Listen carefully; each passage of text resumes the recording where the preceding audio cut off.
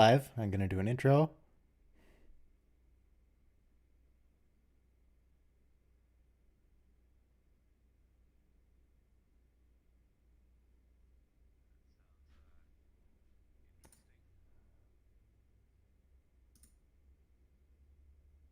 Hello everyone, we're back with another watch along.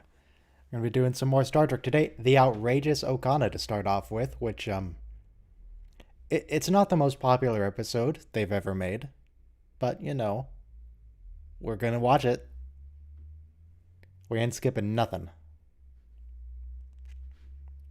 Most importantly, we have the jazz.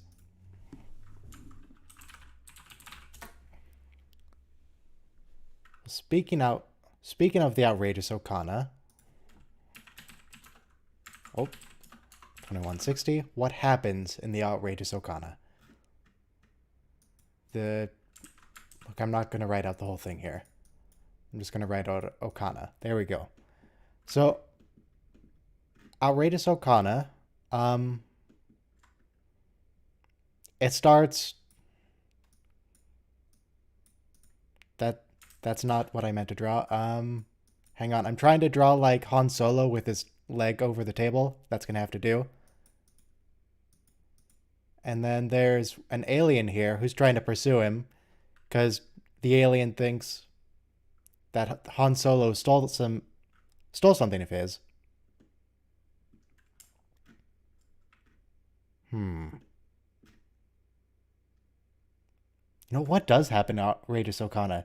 There's the dude who has the thing that was stolen, and then there's Joe Piscopo. Does anything else happen? I mean, Okona goes and like tries to seduce various members of the crew, which I'm not really entirely sure how that worked, but apparently it does. Just immediately. Says one sentence to a woman and they go back to their room together. I remember that part. Okona's good.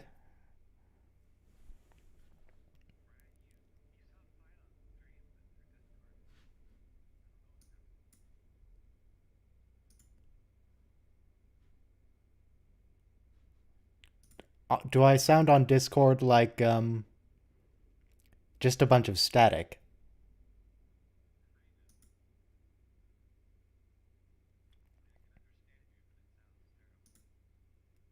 How does it sound now? Talking now, saying words so that you can test the thing. Testing the thing, saying words.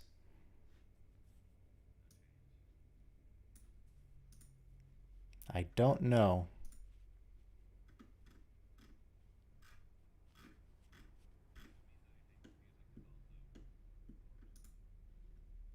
It's got to be a I mean, I can listen back to my playback. The stuff that I'm feeding into Discord is fine. Stuff that but what Discord is doing with it, I'm sure I don't know. I'm going to try turning Discord off and on again. Let me blur the screen here. Go searching through my files.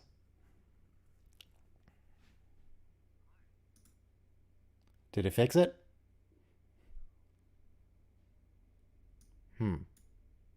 Yeah, I got nothing.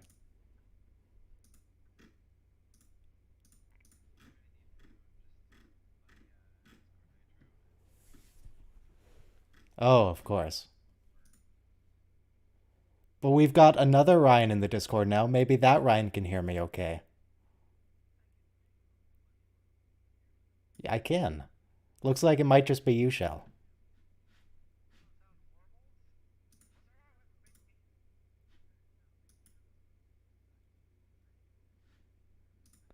Alright. Look, I have no idea how to fix it. Not a clue.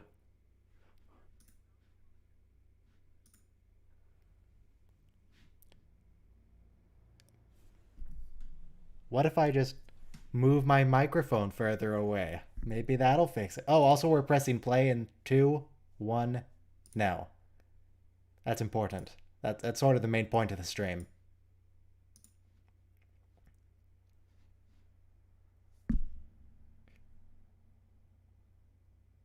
Coalition of Medina, okay. They say a humanoid race, but they just actually mean humans. These humanoid races don't have any distinguishing characteristics.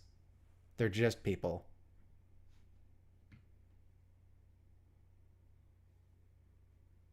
Didn't even give him a forehead.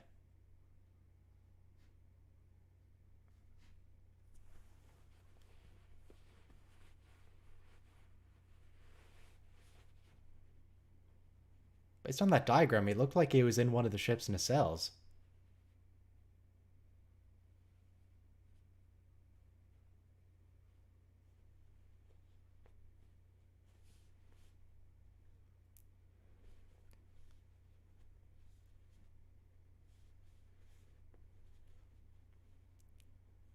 Okay, and he's probably not even going to be evil this time. Most people with malfunctioning ships that they go and rescue doesn't work out too well. This guy's probably nice, though. I wouldn't worry about it.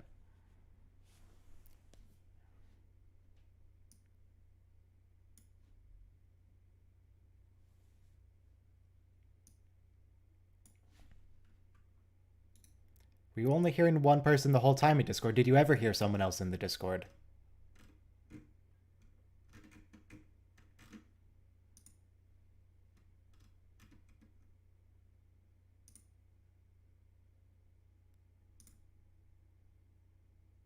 Okay, now Discord should be properly going through to the stream. Now it should be going through. Don't worry, there wasn't much talking. Everything that was said in Discord was just my mic sounds like it's warbling and being weird in Discord. But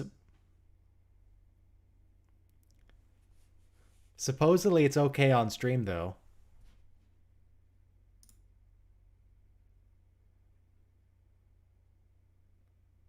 Oh yeah, just listen to it back on stream. It sounds okay there. So it's just a Discord problem.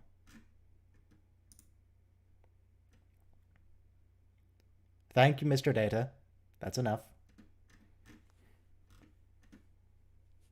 What if I turn off hardware acceleration on Discord? Turn off echo cancellation, turn off noise reduction, turn off gain control. No, turn on gain control. That's probably important. Maybe it sounds okay now.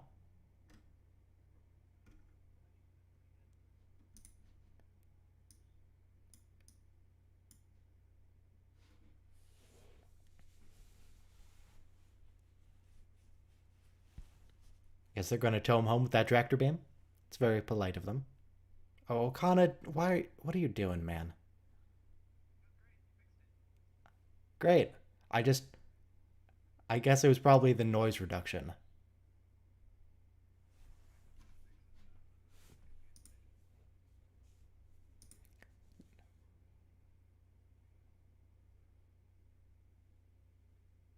Yeah, I mean, don't worry about them. These videos don't get views, they don't get money. What do I care how the quality is? Oh, sure, you want 50 cents? Wait, hang on. I said all the ad revenue from that thing. Let me check how much it actually made. YouTube Studio. We can check together. I'll even unblur the screen for you guys. Videos. Live. Let's see. Oh yeah, I played some Oblivion on my day off on Monday. I'm probably going to play some more again on Monday because I do really like that playthrough. Was that the DS9 one? I think it was DS9.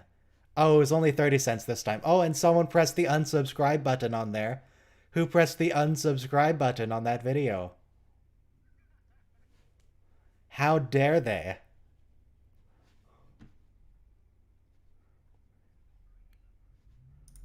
Let's see. Any interesting statistics while we wait? Wow, 12% of people who watched weren't subscribed. I actually thought that would be 0% just based on the nature of it. Hang on.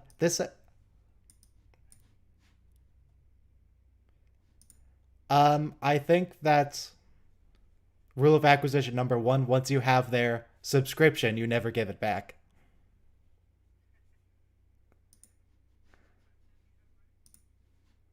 506, 507, 508.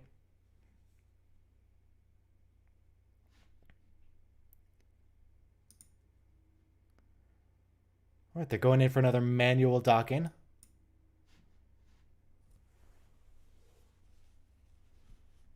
Typical of, Riker style.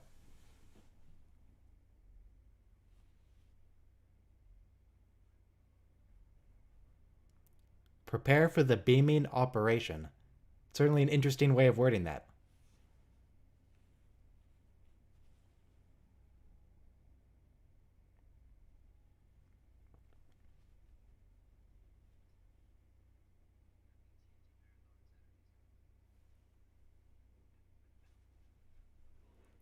Sure, why not?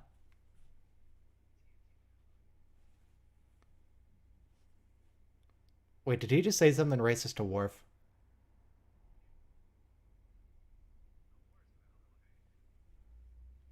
What's the matter with you, Okona? That is clearly not steel. What is that knife made of?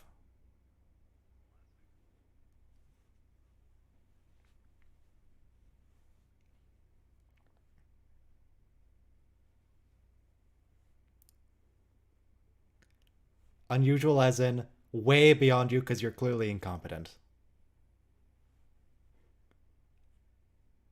I'll say, why did they got rid of O'Brien for this scene, even though he's transporter chief? Just so Okona could have someone to hit on. Why couldn't he hit on O'Brien?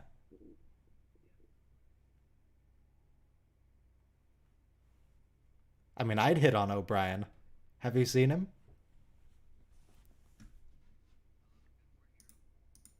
The hero of Setlik 3.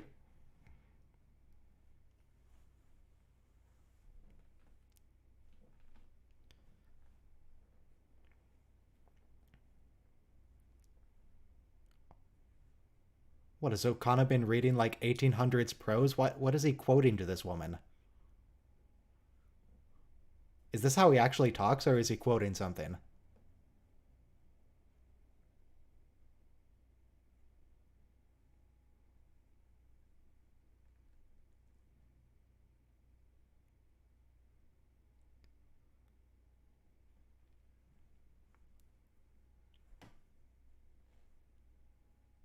We got the whimsical music. Very helpful musical cue. Oh, geez, what did he do to that part? It's got a bunch of... Okona, what do you... Okona, just stop talk... No. There's another I'm an android. We're not taking count, but we're probably up to 4 or 5.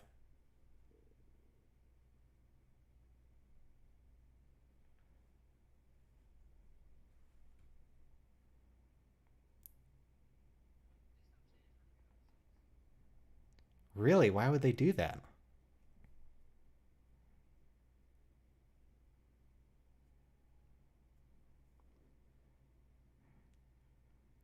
Zalibium context. I get the feeling Zalibium's not a real thing, but I'm going to look it up.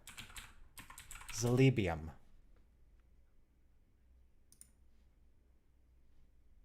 Well, it could be like an alloy or something.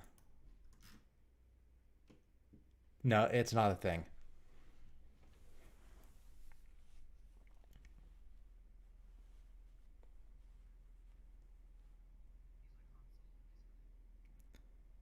Except he doesn't really do anything.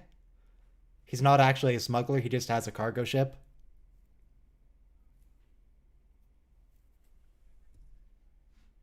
It's true.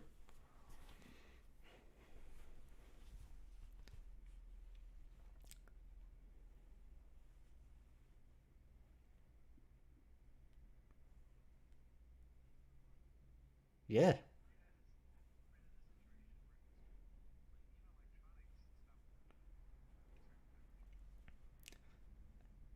I mean, but we know that Lore got ejected into space, and he was fine.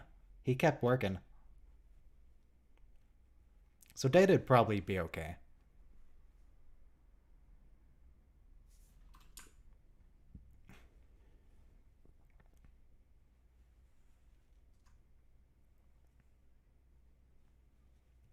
Oh, that was a joke. I thought he was actually trying to do a life lesson here. I was very confused as to what the point was.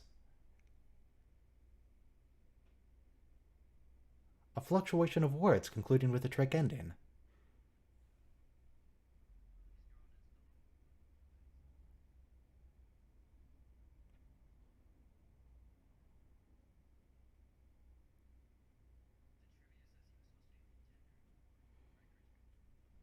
Okona?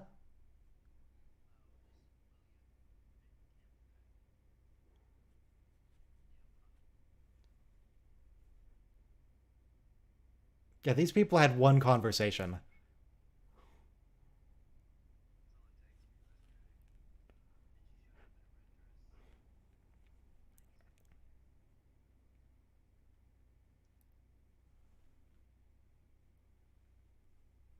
And there's the real Okana on screen. His ship being towed back to dock because he doesn't know how to work it.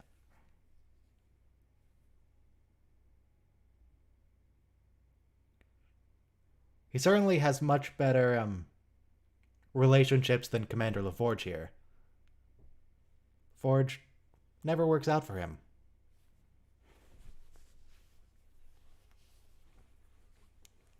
In the alternate reality, yeah.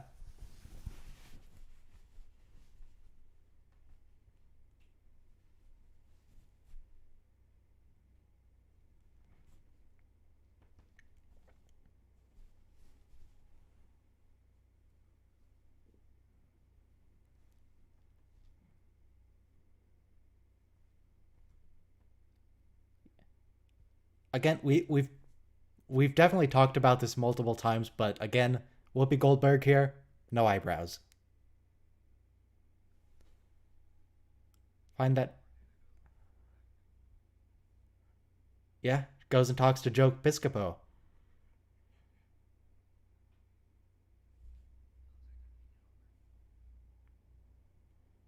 No, she just has shiny ridges. That's just her.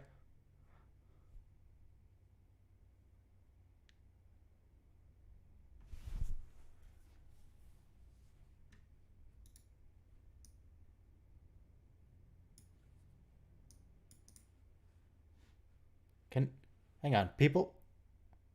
Can people not hear on the stream? Hang on, I'm unmuting the stream for myself. If someone could say something in Discord just so I can see if it goes through.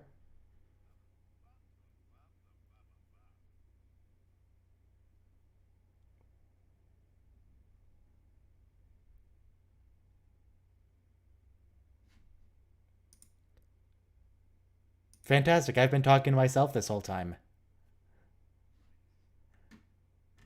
Alright, I rerouted it again.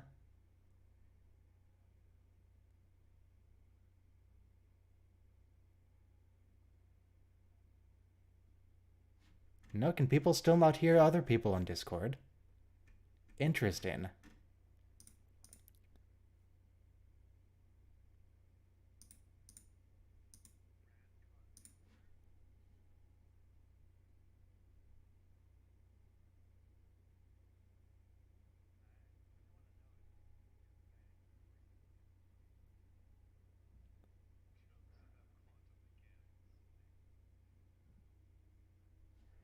Yeah, okay. I. Hmm. Why isn't Discord working properly? Okay. Output device. Reset the output device again. Just keep setting more output devices, and eventually one of them will stick. I could say someone say something now.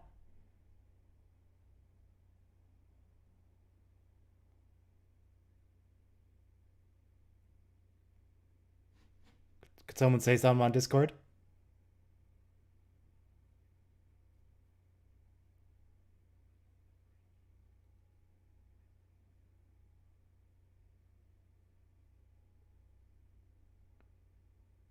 No, it doesn't seem to still be going through.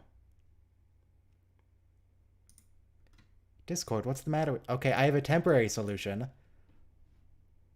Okay, now Discord should definitely be going through. Just hold the microphone up to the speaker. You'll be good to go. god, why is... Amphibian briefcase. Okay. Now people should definitely be able to hear Discord. 100%. 1000%. Someone in the chat could mention if they can hear it. That'd be ideal. Any voice that's not mine. Let me jump out.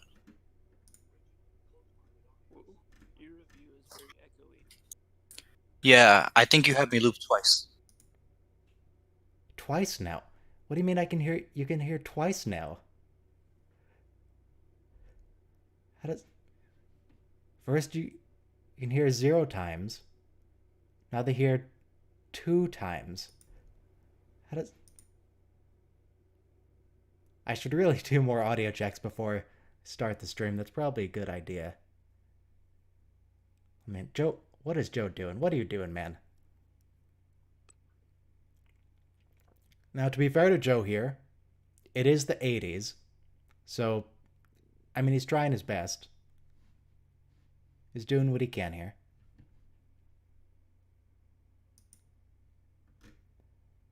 Yeah, I'm just over here. This is the most ridiculous thing ever.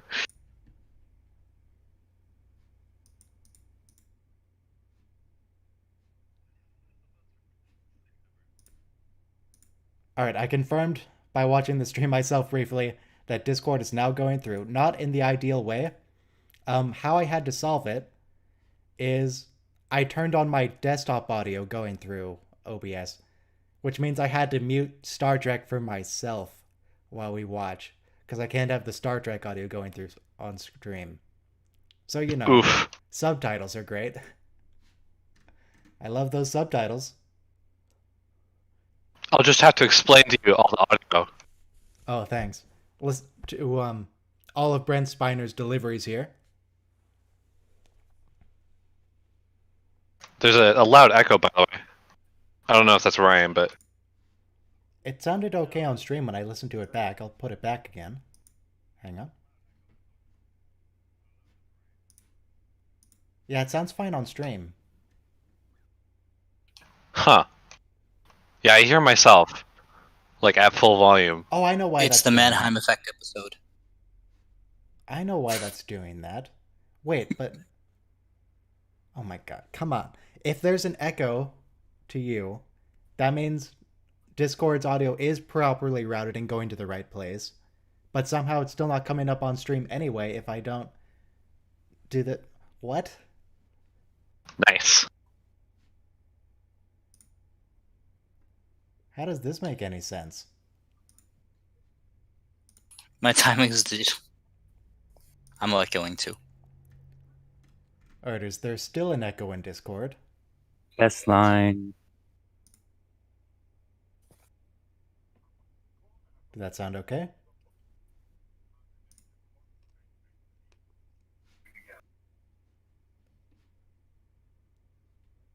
Testing. Hey! Oh. Well, I hear a little bit of echo, but that's just because someone has their speakers on. I'm looking for a really severe echo. A little bit is okay. Yeah, there's severe echo where it's playing everything twice. Interplanetary vessel, another one. Do they... They don't have warp drive, do they? Do any ships by these cultures have warp drive? Because this, as we're about to find out, this is the leader of one of the planets. And if the leader of one of the planets is in a ship that doesn't have warp drive, how does that work? Yeah. Maybe it only goes like warp 1 or something?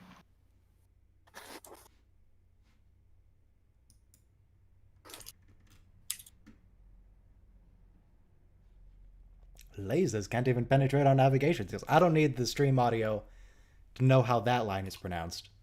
I remember that line very well. And drop main shields as well.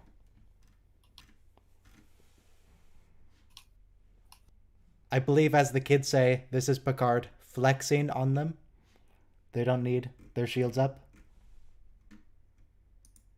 I feel like there was another episode where someone tried to use like nuclear weapons on him.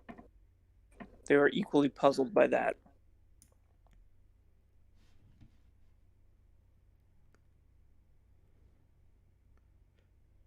All right, who do we got?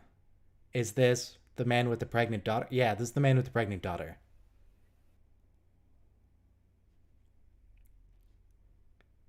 Yeah, this guy, he looks kind of familiar too, but no idea from where. I don't think he's in any other Star Trek.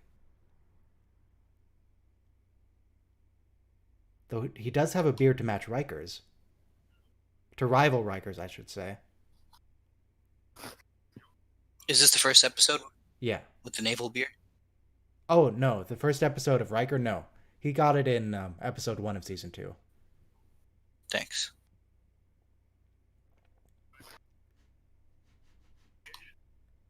Man aboard by the name of Okona. Okay.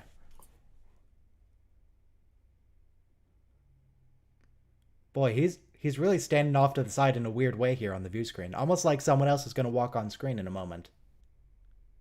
Next time he's up. Is this just like an awkward silence on the other side? It's just like waiting. It's certainly an awkward silence on my side with no show audio. Oof.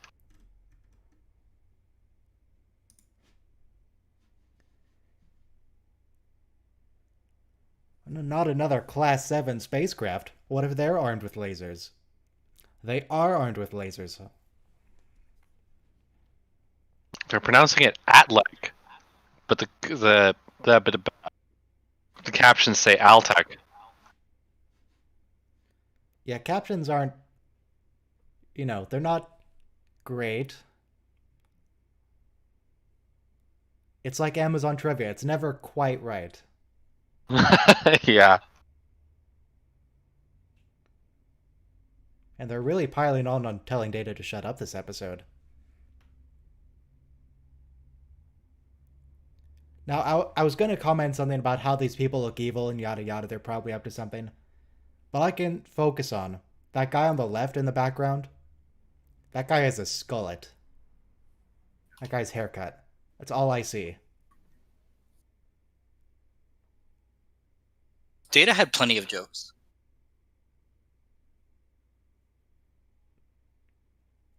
And these guys must not have invented sensors yet if they're demanding things of the Enterprise. If they can't tell that they're no match whatsoever.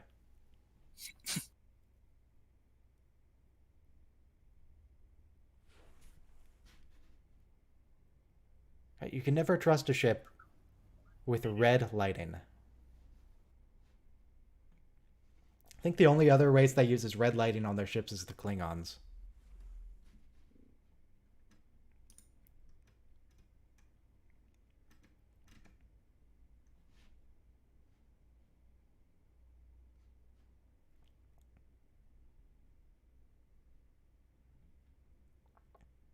And is this guy really willing to die over what we learn later is a minor trinket? He took like a necklace or something, and he's willing to risk a war and just kill a whole bunch of people to get it back.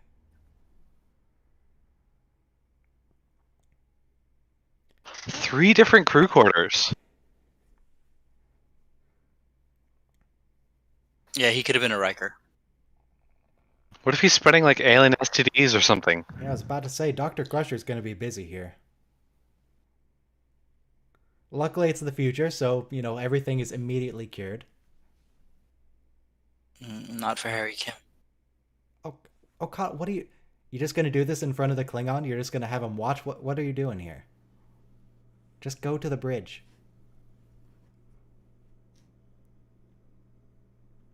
I wonder if that ponytail's an extension. I think the ponytail... That's got to be an extension. Yeah. The rest of his hair doesn't look like it would work for that.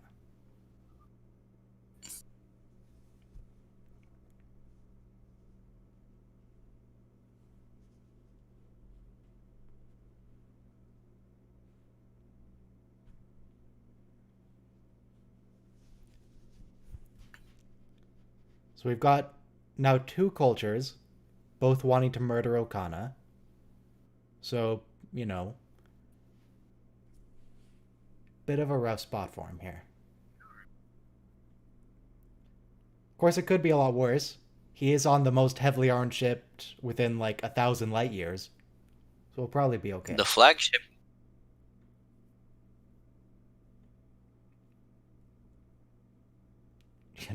Not even slightly amused, Captain Picard.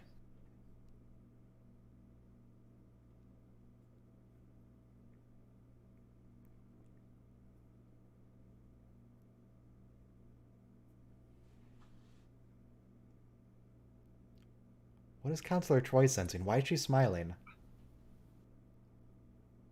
Is she just sensing all the socializing he's been doing?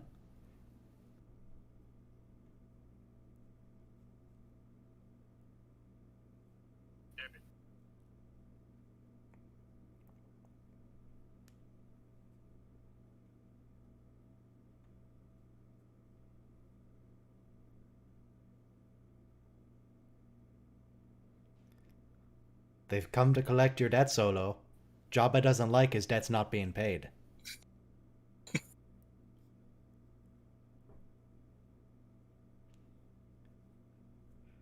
Unfortunately, this Han Solo can't shoot first because he doesn't have any weapons anymore. And even if he got back to his ship has no weapons. And it's slow. He could throw a plastic knife at him. Yeah, he could try. I mean, he'd have to go and get it back from Worf. He'd have to go to Lost and Found or something.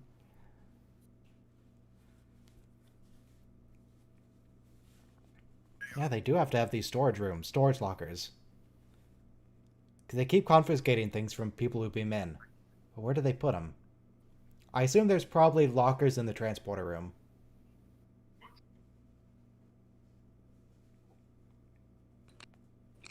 That guy's been standing there worried the whole time. Oh yeah, he has been, hasn't he? Just waiting for them to call. Staring at his phone.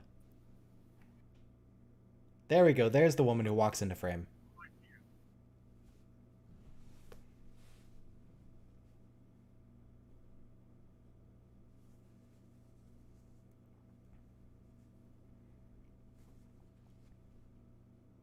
Whoa, whoa, whoa.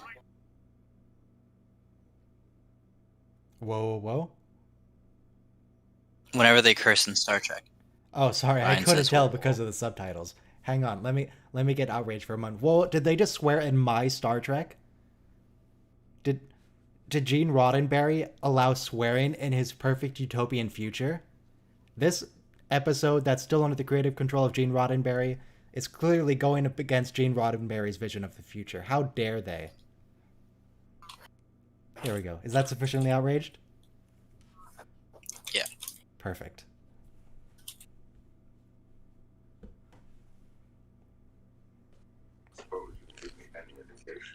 At the end of this episode, I wonder if they're going to try to hunt him down because he got someone pregnant on the ship. They can go and demand their vengeance for dishonoring the women.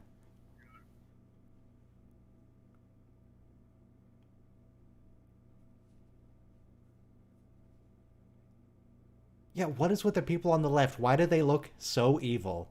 They're not even evil in the story. They just look evil. I guess they just wanted as much contrast as possible with the other ship. I mean, even if you ignore the colors, that guy's collar design on the left, only supervillains wear that. Look at his collar. And his cufflinks. What?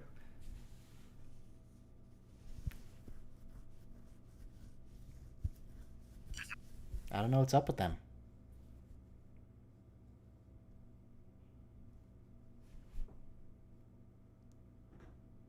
It's the best part of this episode. Poor guy, the things he has to put up with. It's like dealing with the pack leads. They just yell and keep saying nonsensical things and you just have to put up with it. And that kid was nervous in the background the whole time.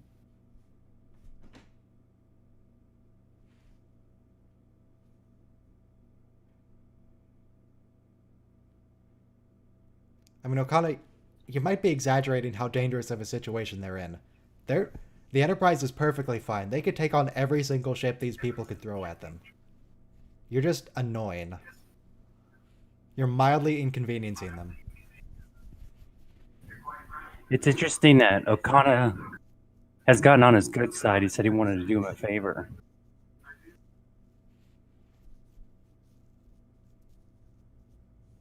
The Jewel of Thesia? I hope I'm pronouncing that right. I can't tell without the audio. It's probably Thesia.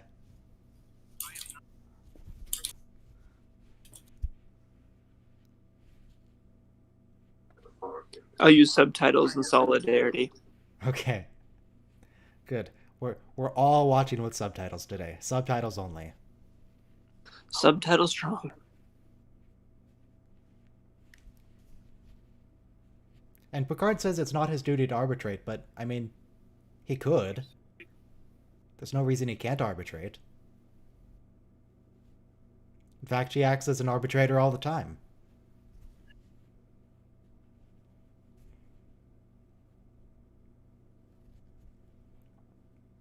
But I thought it was the fastest ship in the galaxy. Make 0.5 past light speed. Actually, it can't.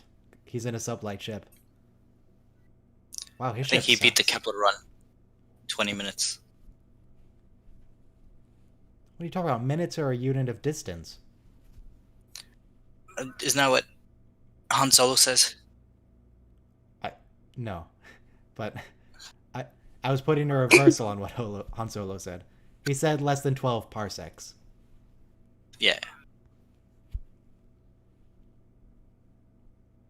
Another life lesson for Wesley Crusher.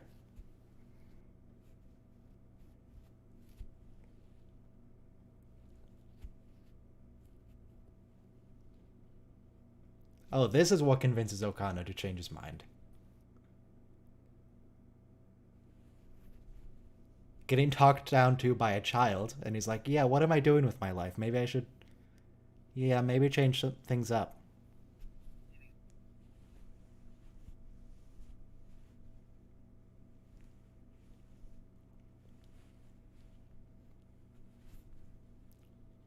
What? Wait, that doesn't look anything like the part they gave him in the first place.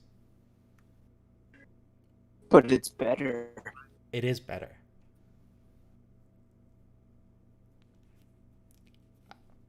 I guess it makes sense it wouldn't look the same, because this is Federation tech, where before it was just some random sublight pre-warp civilization tech. Also, is this a Prime Directive violation? So can he go above... Oh, sorry. You go ahead. That's Can all I he have go to- above lightspeed now that he has these upgraded parts? Who knows?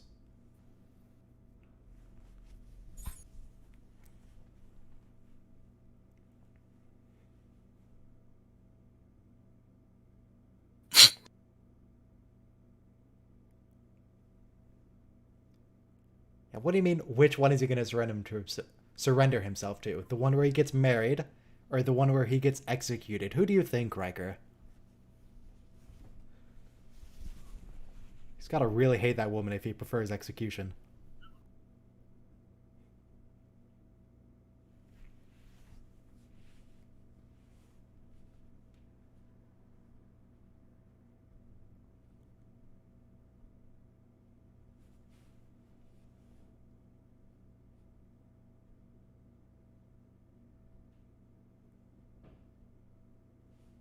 Hey, it's that same woman. I guess they wanted to be consistent. I don't think she has any role to play anymore. Her entire thing before was getting seduced. But we want to be consistent and not bring O'Brien back for this scene. O'Brien's busy.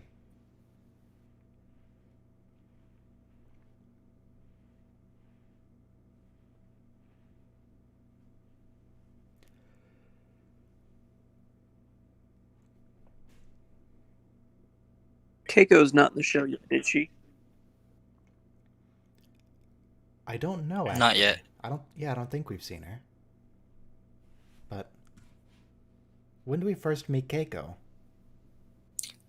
Menage a trois? Troy? All Power play? I remember that I don't know if we see this on screen, but in canon, Data is the one who introduces them. So it's got to be on the ship somewhere. They can't have met before the series.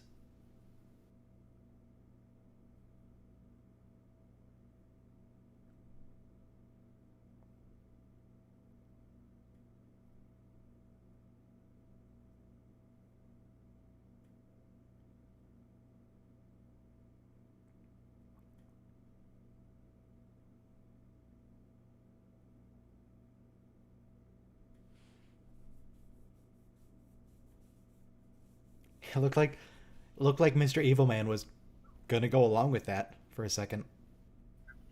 Who's nodding along is like, yeah, I guess this works.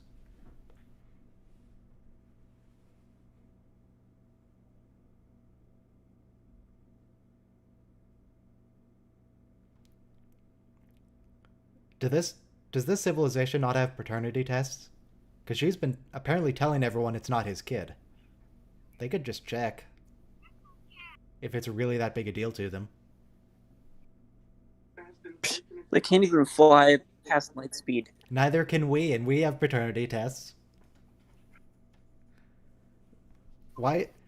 Every time they show a pre-warp civilization that's still supposed to be more advanced than us, somehow they're really backwards. Oh, this show needs a space Jerry Springer. Well, you can't just take a test because that's invades your privacy. Or like Maury.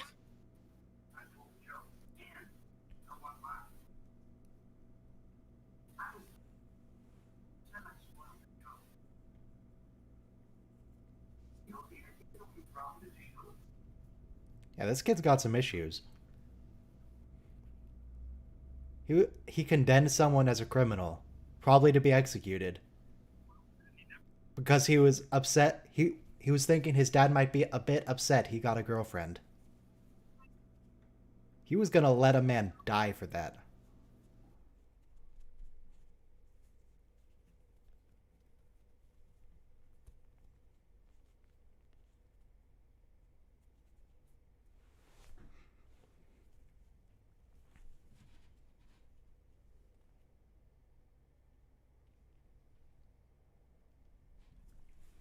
Alright, now Guinan gets to go meet Joe Piscopo. That's good. You are not the father.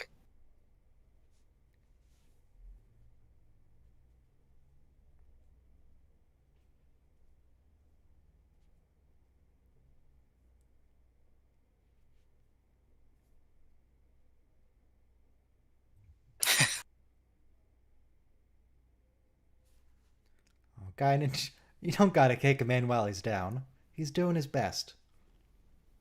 He's trying, bless him.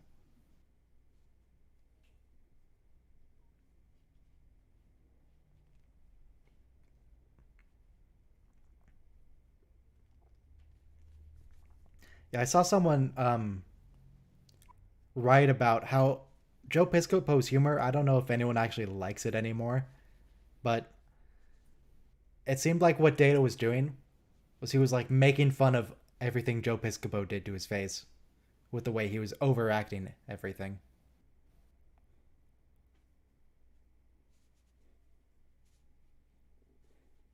Does anybody here like Joe Piscopo? Because those are apparently the actual kind of jokes he did. That was a good one about the freebie. But what about the teeth and the weird voice?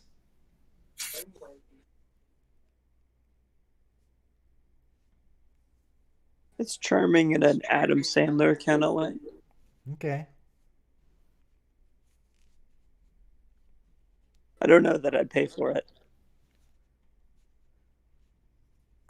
I'd buy a couple of drinks.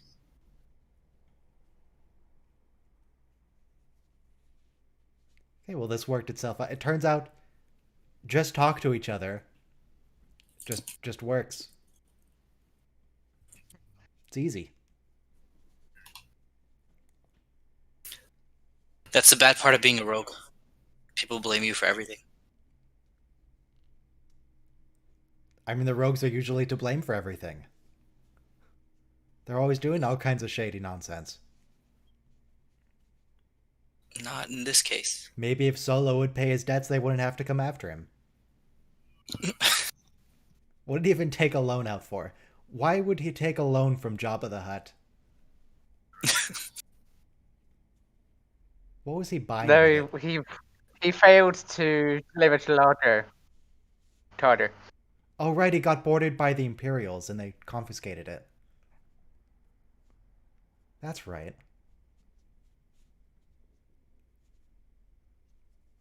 I guess it was something he couldn't smuggle under the deck plates. It was too big.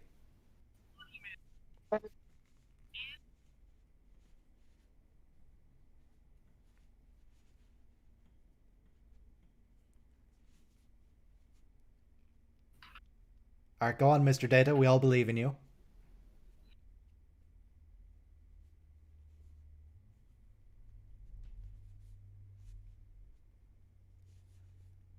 Totally legit laughter. See, the thing about this, all this forced laughter, it sounds completely legit because every time someone laughs on Star Trek, it's forced laughter. It's just perfectly normal.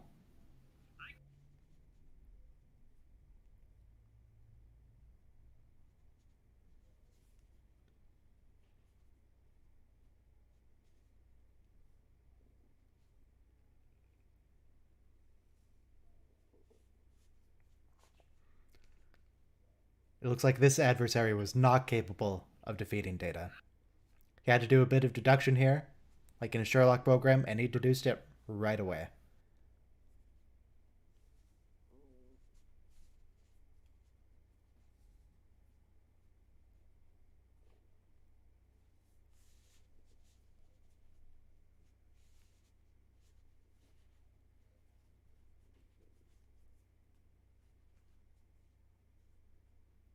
It sounds like a laugh track from the 90s.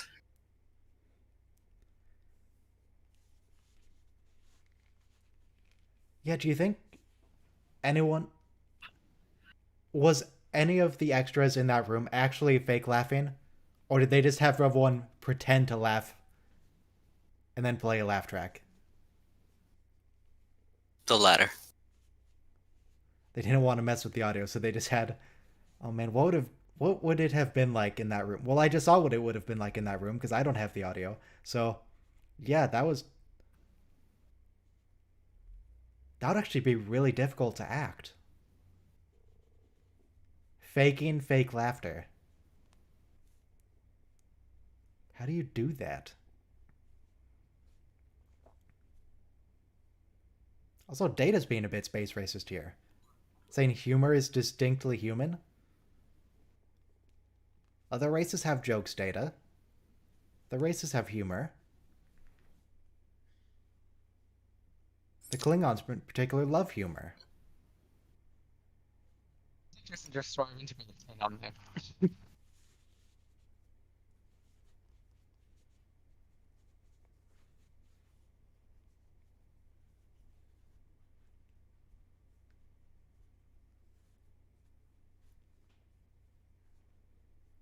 Oh, Data. He's so funny.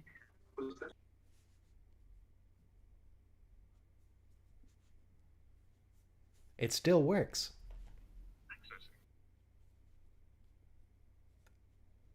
No, Data, no. What are you doing?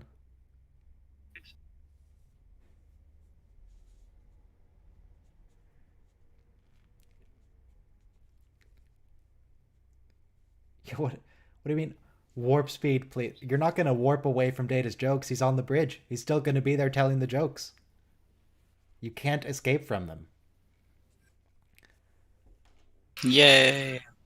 All right, so let me see if I can find out what's screwy with Discord. Because if I can't fix Discord, this is not going to work for another 2 episodes. Can every other person on Discord hear themselves? It's definitely an echo, but I think the audience is fine. All right, let me see if I can fix this. Hang on. I'll unblur so maybe someone who knows more about Discord. Let me see. Here's my audio setup. I'm I need everything going to my microphone input, which is hardware input to my microphone, virtual input should be Discord, and it's output into that. It says it's output into that, but it's not actually output into that. So let me see now. Da, da, da, da, da, da. All right, let me mute desktop audio. All right, someone say anything on Discord.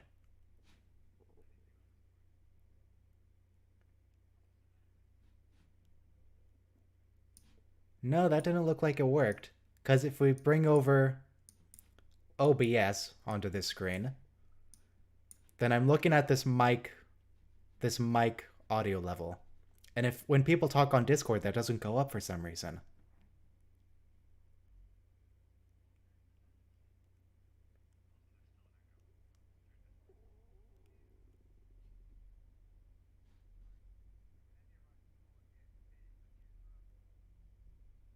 Yeah, it does. Let me see. Input device. So let me force my input device to just be my microphone.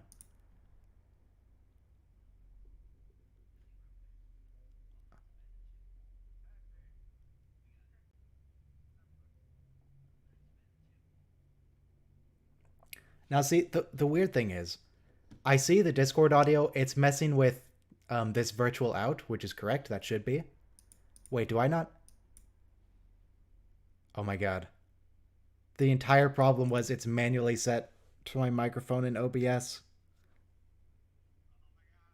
Why am I the way that I am? It's okay. You're a treasure. Alright, we fixed it. We solved the problem. Your Discord sounds staticky again. I think you have to do the thing again. You got to get a Blue Yeti mic. No, my mic's better than a Blue Yeti. Oh, okay. Is it a red Yeti? Yeah, exactly. Hang on, I'm gonna restart Discord. That's the white Okay. Yeti. Discord, open it up again. Reload. A minor interlude. Star Trek Community Watch Along. How's it now? Fuzzy. You had to turn off echo cancellation, remember? It was already off. Did it turn itself back on? Yeah, it's already off. But You just went through and turned everything off, and one of those things is what fixed it. That's all I know. just magically, Yeah, boys. I don't know. Hang on, let me turn it on and then off again. Welcome to troubleshooting the stream. It noise sounds like reduction the on. the level, the treble or whatever, is too high. That's why it just cracks out sometimes. I don't know. Also, by the way, I don't know if you meant to, but you haven't done the timestamp thing. Yeah, that's because I don't know how Oh long my it's going to God, take the to fix jazz. everything. Fair So enough. I don't want to put a timer on it. 5-minute timer. Okay. Once this is fixed, it'll be a short, like 1 minute timer. Okay, great. So I still sound weird to you. It's not too bad. What if I change my output to RTX voice? Maybe that sounds better. That Ooh, does sound better. nice. How? No more snap, crackle, pop. Because RTX handles that instead. Don't worry about it. Don't worry about it. Just let it happen. Use a That makes GPU no to do it sense. in a different way. Yay! All right, we're starting the 1 minute timer. Next episode is loud as a RTX whisper. audio. Your voice actions sound amazing. Loud as a whisper. This is the Riva episode, right? Yeah, Rivas Jakara, I think his name is. Ironic that we're having audio issues for this stream. Oh yeah, maybe I should have. Maybe I should leave it muted just for the immersion. Just play as You need Rivas 3 Jakara. translators. The 3 of us will translate your thoughts, Ryan. You have to turn on a webcam and do, sign language, except none of us actually know sign language, which is even more accurate. No, I don't know sign language. That's A web okay. can come in and translate. We don't know either, so you just make up sign language and we have to figure it out. I mean, I do have a webcam here in a drawer. It's not plugged in, but I have it. Quick, 11 seconds! 5, 4, 3, 2, 1, play. Oh, this is so much better. I can hear the episode now. We're just gonna Ow. pretend that last one didn't happen. The last episode doesn't What's count. the The last one? stream starts here.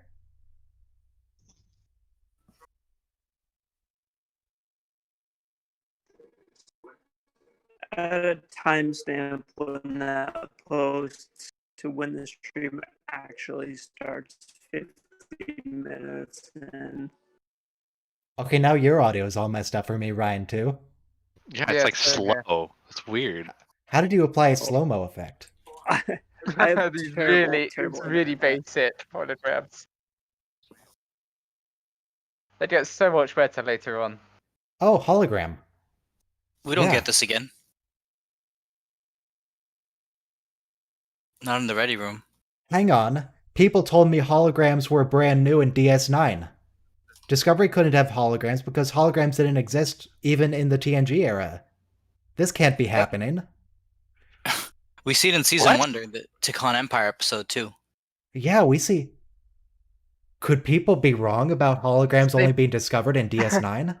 Data plays against the No die one on ever the, said in they the were game. discovered in DS9. Internet people are never wrong. Don't question them. Data Do I sound plays better against the now? die in a holographic game. He does. Not yet, though. We haven't reached that episode. But that's a Yeah. really And then- great episode. We saw the snowball hitting Picard in the Naked Now episode. And we saw Riker's weird hologram of the woman playing the harp. Yeah, exactly. I guess they were just establishing the futuristic tone of the show. Yeah. We don't get portable holograms in the same way as until Voyager, though. But Right. Riker's hologram was portable. It was a little disc thing you could carry around. He True, put it and on we've his also table. got Tasha Yar in season 1. Yeah. Or Got all kinds of it's holograms. not shown until Tasha Yar dies, but it was given to him in season 1. Period. Also, this happened a little bit ago, but I just want to draw attention to the line cluck cluck cluck number 1. Since when does Picard talk like that?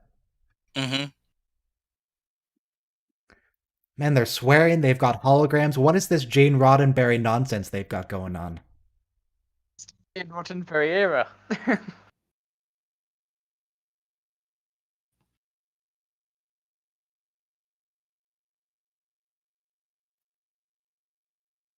No, Troy, leave him alone. He doesn't want to talk about it. Troy, do you have to do this in front of the captain? Oh, his name is Riva. Wait, who's Riva's Chikara? Oh, Riva's Chikara is Riker's fake identity in the episode First Contact when he's playing the alien. Mm.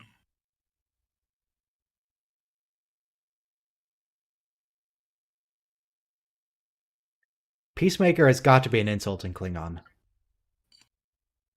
Oh, and we've got O'Brien back. Look at that handsome man. Oh, hey, O'Brien. Best non-officer. The minstrel boy to war has gone. I can't believe he didn't get an actual commission drill. What is that statue? Is that a person? Yeah. Probably like- something they just found in the antique style. It's a person who's like emaciated. They're about to die of starvation and... Okay. They're doing squats. I think we reused this set a couple times. Probably. Or at least we reused some of the props in here. Some of the designs. Yeah, it looks like the Starfleet command when they were the parasites. They were shooting all the parasites. Oh yeah, the episode title. Don't worry, it's still a good stream. I totally know what I'm doing. Don't worry about it. It's also semi the when Q is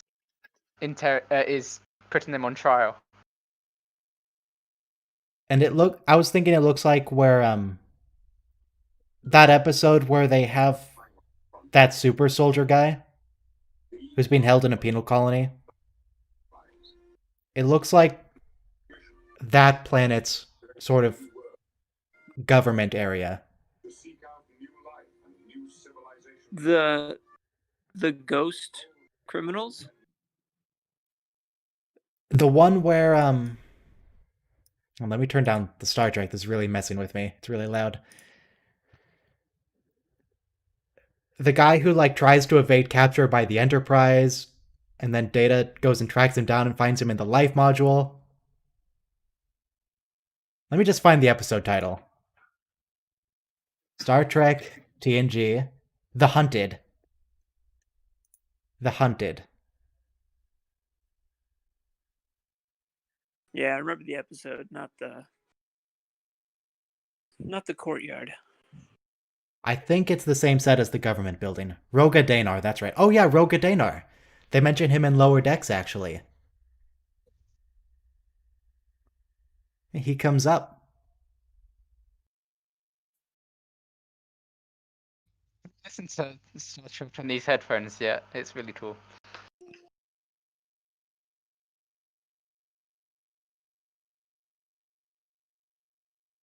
Why does Riker look so upset? He's on his 15th take. But he's 2 takes If I have to frakes. say Riker Enterprise one more time, I swear to God, I'm gonna snap. I mean, if he has to redo the line over and over, that's his own fault. He literally just has to sit in a chair and say, Riker, this is the Enterprise. That's all he has to do. I don't even think there's anybody else in that scene. No, it's just one of the directors off screen yelling Picard's lines at him. Yes. It's quite a beard that man has. They're really going with the good beards in this season. Or Bob Picard, who has nothing. Boy, this is a really... Wait, did I mute my Star Trek or is that actually silent? It's very quiet. Okay.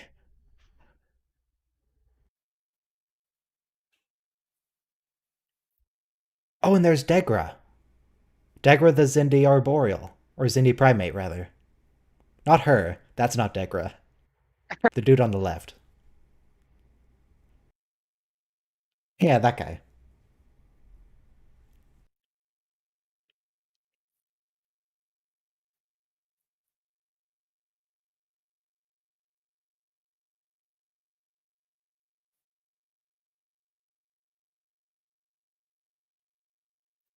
Does he not know about the choir? Or the chorus?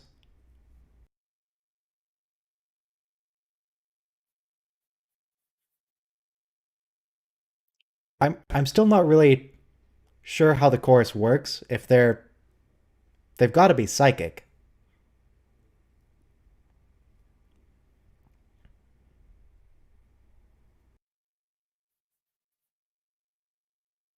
Yeah, if they don't know about the chorus,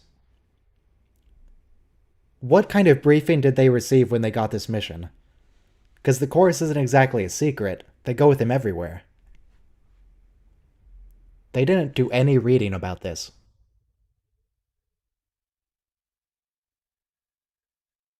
That statue that we just saw the back of, you can see in the background now, and you can see the side of it. And I only have more questions than answers. Yeah, your voice is still in slow Behind you, motion Anna. for some reason.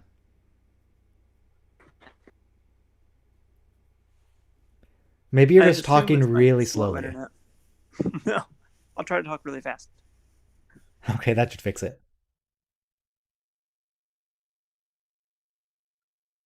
I have to watch all the episodes on Blu-ray because I only have a cell phone for internet out here in the country. I have no idea what you just said. It was all distorted. I think I heard the word country.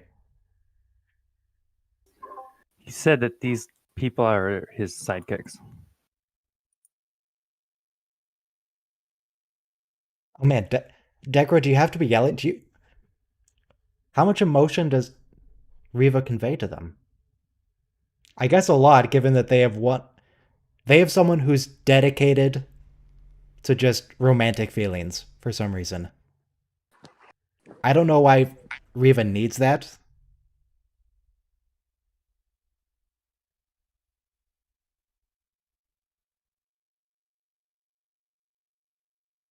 Oh, he can't even hear. That's something I didn't realize before. I thought he was just mute, but no, he can't even hear. That's rough. Speaking of hearing, can you guys hear me better now? I bet, yeah. Okay. Don't know if I it will live in fail the again, country. but Dang it. It's okay for the moment. Yeah, I live in the country. I have Oh no, really it slow went bad internet. again. Unbelievable.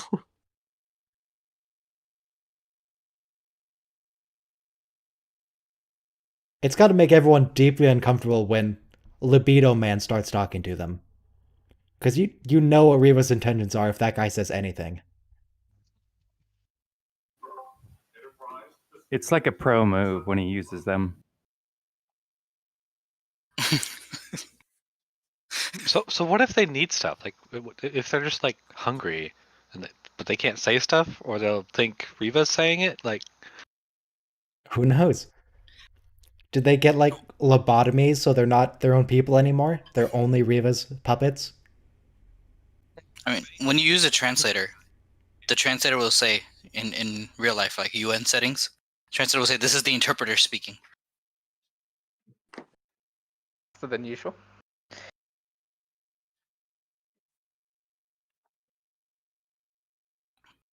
This is the season when they replaced Crusher with the other Doctor. Yep, Pulaski. Dr. Pulaski. Hearing impaired. I mean, his hearing's pretty darn impaired. It's about as impaired as it can be. They weren't politically correct in 1988. Is deaf politically incorrect now? That Yeah, I think you're still allowed to say deaf. no, it's hearing impaired.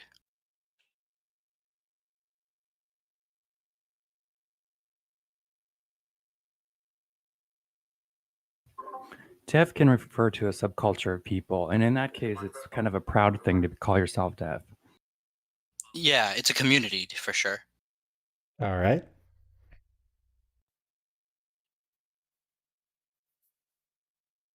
Oh, so is Riva just lying to him? He's just doing his generic pleasure to meet, and he realized he has no idea anything about this man.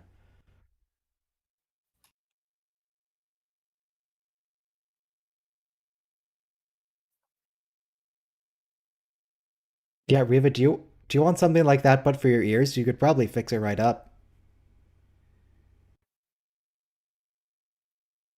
No, you don't need the chorus. You can just get an implant or something, Riva. It's pretty simple. At least for 24th century technology. Quite easily do that.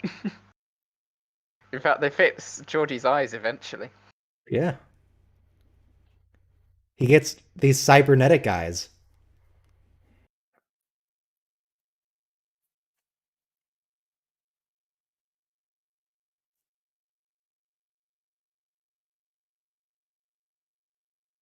Now, they said before that his deafness is genetic. It's his entire family line is deaf.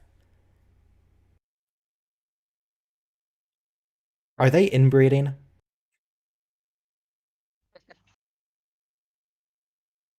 Or is being deaf the dominant gene here?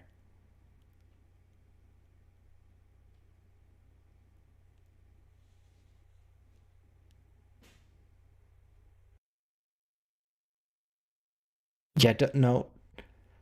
Libido guy just I do not want libido guy to be here. If your race is telepathic, you can lose hearing as a gene, I guess. Yeah, I guess that's true. I mean, it's not essential to survival at that point.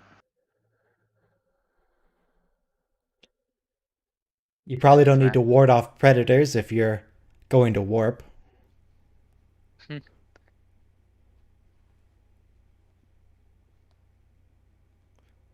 God, he didn't even bring the rest of the chorus. He only brought Libido Man.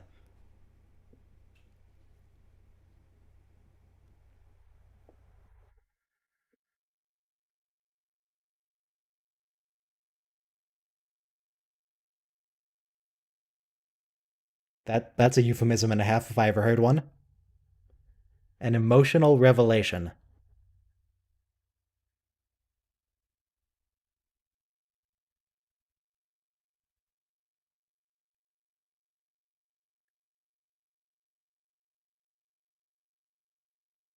I'm gonna try that on my next date. You're gonna bring some dude along to tell the woman how you feel? No, I'm gonna say you're inspiring some emotional revelation in me. Ah, I see. Hi, I'm Steve, and this is my libido. God, don't. No. Sure, do it and report back on the next stream. Just hear that works. If at all. I'm sure it'd be fine. Especially these days, you want to try and get as many people in the room as you can. It seems like a great idea.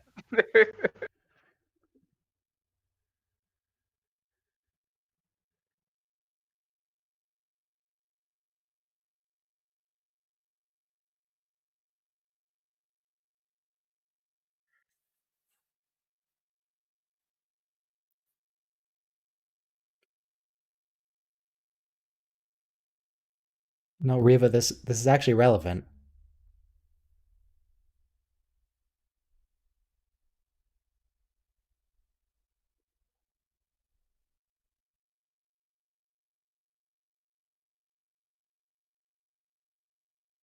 I guess Troy isn't talking telepathically to him because I don't know. They just didn't bother. Maybe he can only telepathically communicate with members of his own species? His telepathic is in C++, and she's in another code. She would still be able to do it herself, though. She's done it with others in the past. I've got a thought here. So we know in TV, speaking roles pay way more than non-speaking roles. Is Riva not actually making any money off this, and his chorus are making all the profit?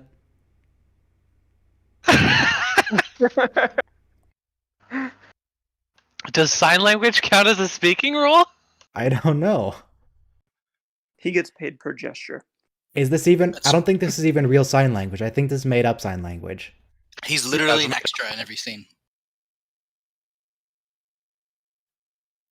God, why do you have to let the libido say that line? Riva is incapable of being subtle with his feelings. Yeah, it's not entirely controlled, probably. Oh, the actor is actually deaf. That's interesting. That's very interesting. I would imagine the character feels the same way. He's not speaking at all. It's just his chorus is speaking.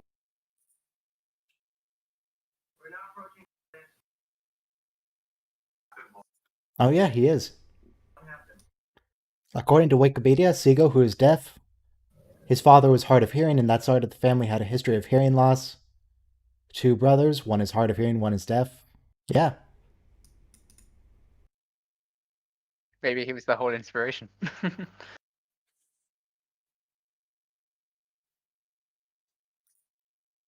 What are you talking about, Riva?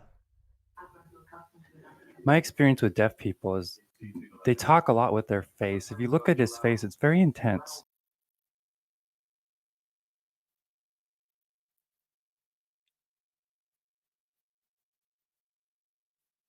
Preparing for each scene must have been quite challenging. I mean, you can read the script, but you have to give him hand signs as to what to do.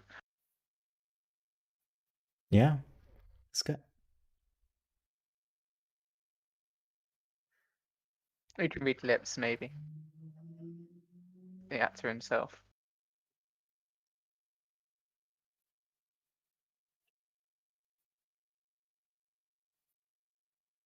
Yeah, I imagine the speaking roles getting paid more. It's probably some exceptions being made for people who actually don't talk. He's probably getting paid pretty well for this. Well, he's probably being paid partially as a what's it called? Guest star. Resource. resource for information on how this whole thing works as well. Oh yeah, he would be. It's a good I feel point. like his name's in the credits, so he's like guest starring in this episode, so they're paid like pretty well. Mind blown. Oh no, it's a dream. Okay. Can make a GIF out of that. Put a nice rainbow effect. Bump the saturation up. And the Bikini Atoll.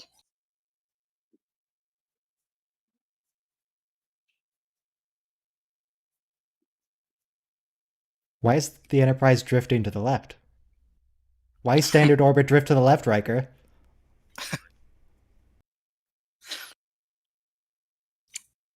With that last scene, it's funny. A lot of my wife's friends are really good. I don't know any sign language, but her deaf friends know what I'm trying to say if I act it out enough. So Yeah. that is a skill that you pick up when you're not able to hear people. Okay.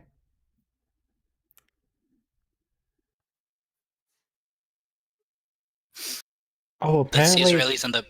Go ahead. according to Amazon, but again, you shouldn't trust Amazon. The libido is one of these, is playing one of these people. Oh wow. But what were That's the you going to Israelis say? and the Palestinians fighting for 15 centuries. I mean, I haven't been to Israel recently, but I don't think the Israelis and Palestinians look like that.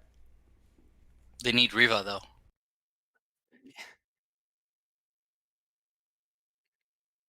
Oh, come on, Reva. You scheduled your dinner date when you knew when you were going to get to the planet? He didn't even read the portfolio. Reva doesn't prepare for anything. Look, Reva, you might be a great negotiator. You might be really... But you need to do some preparation, man. You don't know I think anything that was a about these promo. people. It's like the Donald Trump of diplomats. Like, are these people more like the Klingons or more like the Bolians? You don't know. What are they going to respond to?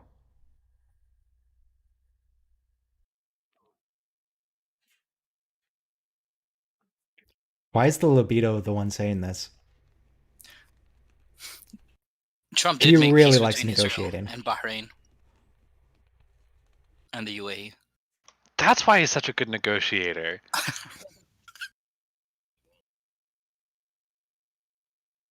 And Jared.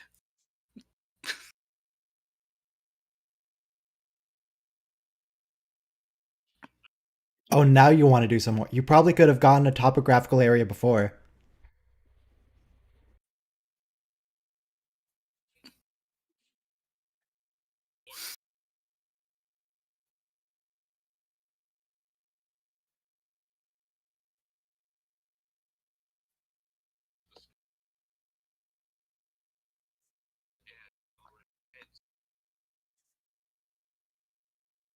Guess they gotta go along with whatever he says. He's the negotiator.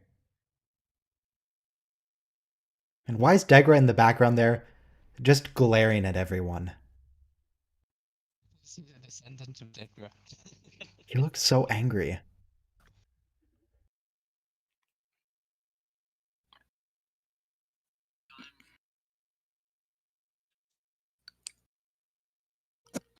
Now I want to rewatch some Zindi episodes. He's in them. Yeah, he's Degra. He Oh, built okay. the Zindi weapon. Oh, okay. Not Riva, the guy who The in his core suit trans- just glares at people. The The libido. guy on the left. Okay. Well, if you play out his person, I mean, he's logical. He's probably angry about the risk of it all. My opinion. The risk of humanity to his home planet, you mean? Just go blow up Earth? Oh, what is that thing? Wait, is that a discount Stonehenge in the background? Yep. And this is like the most used set in Paramount or Star Trek for like the alien world. Yeah, I was thinking that ledge they were standing on, I think someone threatens to jump off it later on in the series. Basically, every hellish planet is kind of filmed here.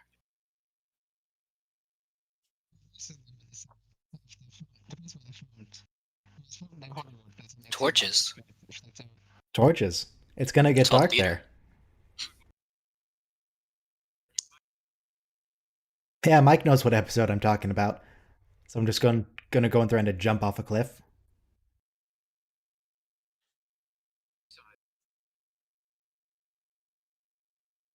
Well, it shouldn't be hard to make it resemble indigenous rock. The indigenous rock ain't even rock.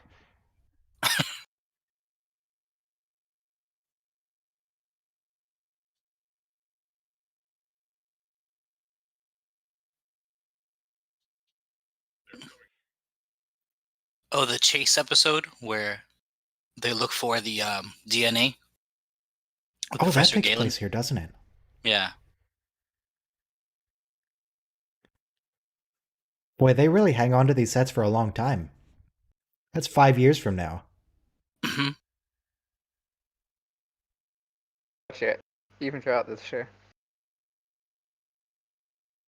It looks like even parts of Voyager were filmed here.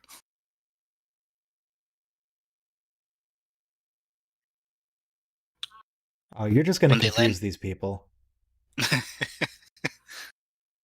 No weapons. Why were they not informed that Riva would be like, this is an important thing to say? Yeah, Riva didn't even tell the Enterprise crew about this.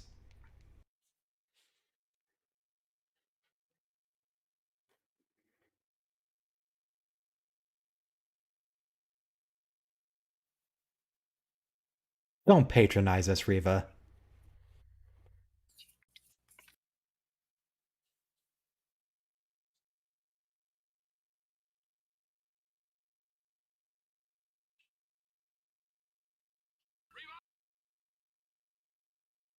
Wow. No. Area of effect weapon.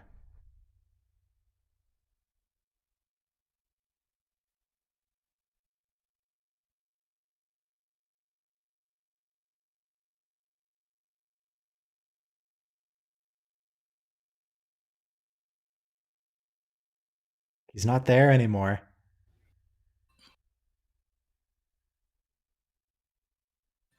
How did one phaser blast kill 3 people? It's a good phaser. Should share with Federation. It's a plot phaser. But then Federation phasers can do even more, actually. They just don't.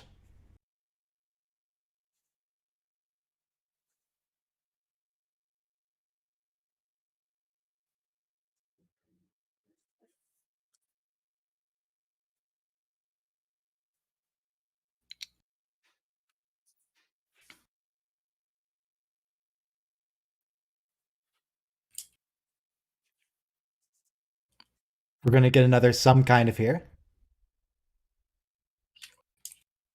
Do we have any other Betazoids on board? Someone who's actually full telepath? 'Cause that could be pretty useful here.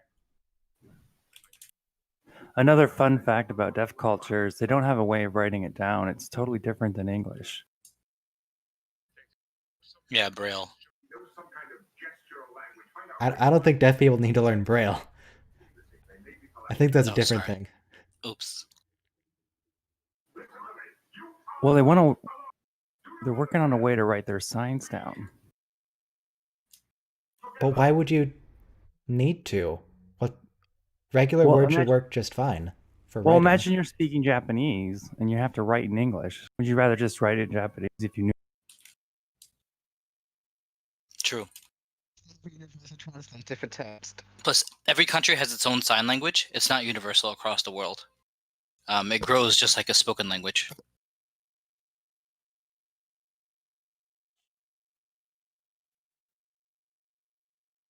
I mean, I would hope that people that hearing impaired kids also learn how to read English, because that seems really important. You need to be able to do that. They use universal translator, which wouldn't work for text necessarily. They just might be able to work it out.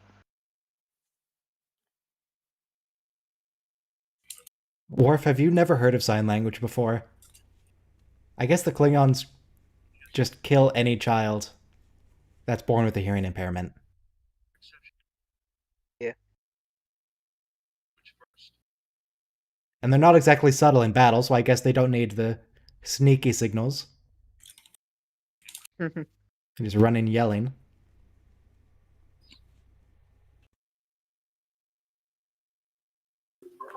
Ryan too said he's gonna learn all the sign languages.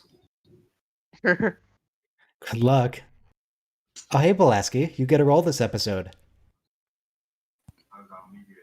Your review added a comment. He said, part of sign language is exaggerated facial expressions. That's why deaf kids seem extra angry because they're trying to communicate. He didn't get that through with his mic. Okay. But why does Degra look angry all the time? He can hear. He's just an angry-looking man.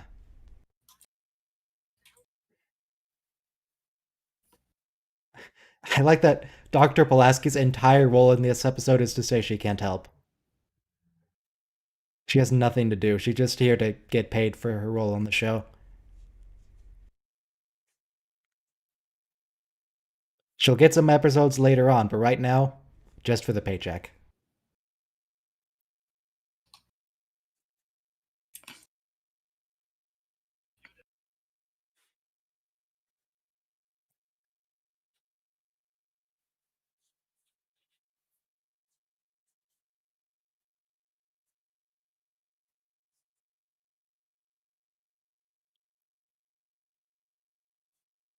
Thank you, Mr. Data. Don't let that escalate. Oh yeah. Oh no, that could have gone bad.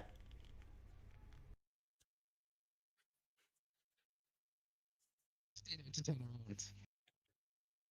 Wait, but Riva can't hear you. Riva's deaf. He can read lips. It was established before. Okay. You're just looking for triangle ships. I am. I really am. Those ships in the last episode, those two that went to me with the Enterprise, they Okona. looked kind of triangular from an angle, but they weren't triangle ships. Been paying very close attention to that. Wait, is that? I don't think that's a reflection on the window in the background. I think that someone tried to clean that and left a streak. But I mean, it's not real glass. Or is it real glass? Oh, I don't know if they See could have how made data translates. He can hear sounds, but it just sounds like noise to him. It doesn't make any. He can't recognize speech. Yeah, there's glass there, and there's a green screen behind it, or a blue Looks like screen, or plastic.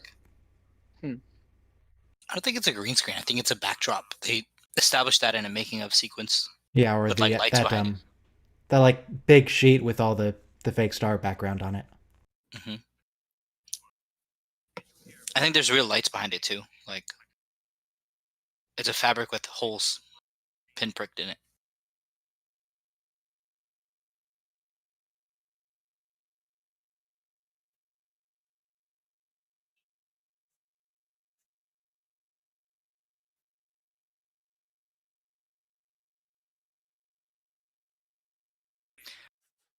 Wherever he got these interpreters from, though, couldn't he find more?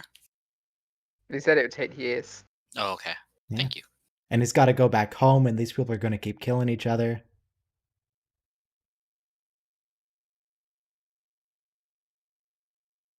Oh, now we have a parallel. We mentioned Geordie's eyes before, but we're going to be rather explicit about it this time.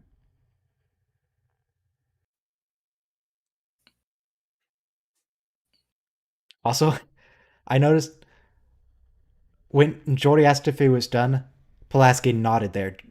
Geordie can't see that. He's not wearing his visor. You need to vocalize here.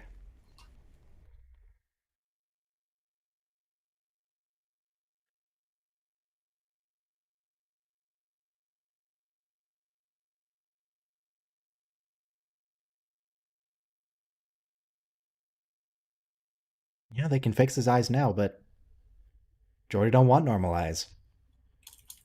Visor's good. In fact, when he does eventually replace his eyes, he only replaced them with cybernetic implants that Yeah. that have also the kind of special effects the visor can do. He's strictly about functionality.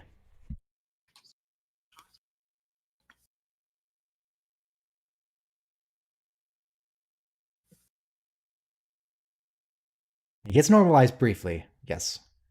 He also got regular eyes when Riker became a Q, yeah. Yeah. For like a minute. He refused it. So it wasn't clear to me whether it's Definitely. because Geordi didn't actually want the eyes, or if he was just making like a moral stand about Riker not getting the powers. Yeah. I think it was because everybody else was turning down the free gifts, so he had to also. Like, yeah, I'd look like a jerk if I accepted this. Yeah. Yeah, And Will Wheaton didn't turn out that way. twice. True. At least twice the visor gets hacked. Oh wow. It gets the don't Enterprise understand. destroyed in Generations. I don't understand why they didn't the second time go, hey, Geordie's just come back from a bad place. We should check it. It's happened before. And in the episode Parallels, where Worf is going through quantum singularities, it's Geordie's visor that's causing quantum fluctuations. Yeah. There's Generations. There's Parallels. There's In the Mind's Eye, where Geordi becomes a Romulan operative through the visor. Geordi's visor is a major security, but then so is just everything about Data. He gets compromised more so than Geordie does. No, Data's more like a positronic net, though, so no one's been able to redo that trick. Until Picard. Right. And even then, that's... Well, actually, no, they do it several times. I mean, lore makes him go crazy. Dr. Soong makes him go crazy. And The emotion chip makes him go crazy. the emotion chip. And we don't know how many androids Dr. Soong made. I mean, he said lore and Data, but we keep finding more. B4.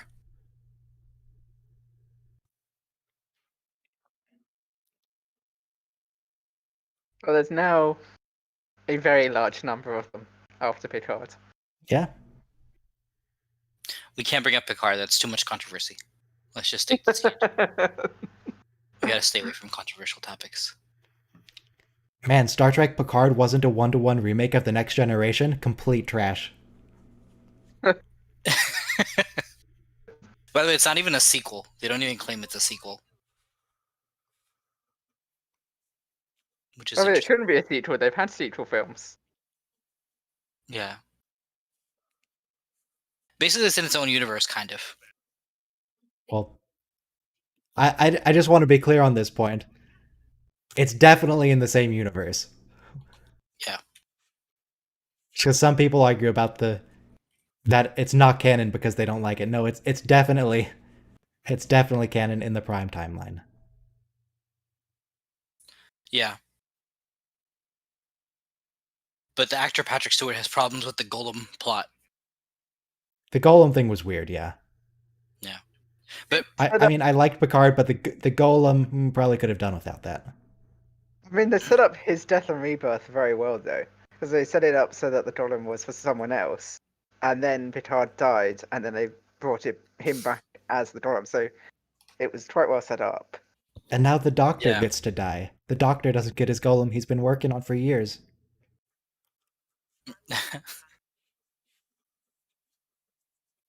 if you've read The Amazing Adventures of Cavalier and Clay, which is written by Michael Chabon, who's a writer and showrunner on Picard, it's about two Jewish boys during the Holocaust who flee to America. It has a golem in there briefly. So Like he the- basically recycled his Pulitzer Prize winning plot. All right. Great book, by the way. It won a Pulitzer for a reason. I guess the thing with the golem that's weird for me, the fact that he's not immortal. So the golem's gonna last like 5 years at the most. And it just Yeah, they say they don't tell us how long, so he has a natural, like, Yeah, Yeah. basically, unknown he said life. that it would last him his natural lifespan and didn't extend it. but honestly that kind of seems like a waste of a golem. Yeah. Mm. And that comes from Jewish mysticism, though, so it's really funny showing up on a sci-fi show, like a clay model of a human. You know, later on, I think next week, Data's gonna become a golem. No, it's this week. The next episode, Data's gonna become a golem. Great. That's the one where he gets possessed by Doctor Evil Man. I don't know his name. So yeah, it's definitely not new technology in Picard. You can absolutely transfer consciousness into a robot. Sorry, an android. Uh-oh. But they talked about the whole actual science of it being developed in Picard, but it's based on everything set up in TNG and all of that. Yeah. And Jewish mysticism.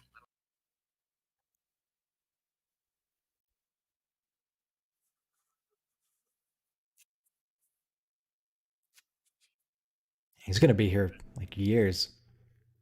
Yeah.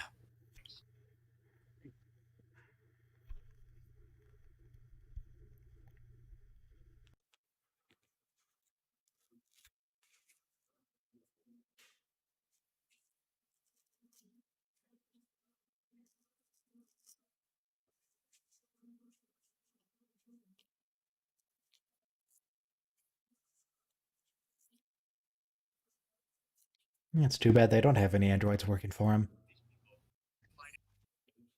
You gotta at least leave him a dictionary.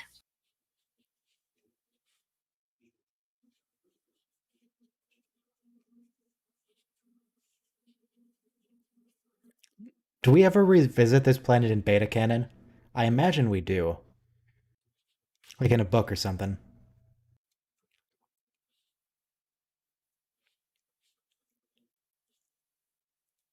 I would bet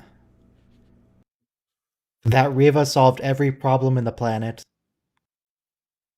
and then went on to solve everyone else's problems on every other planet. It was great learning that he's actually hearing impaired. I had no idea. Yeah, it's really interesting. Yeah, it's weird though. I didn't notice that even though it's said twice.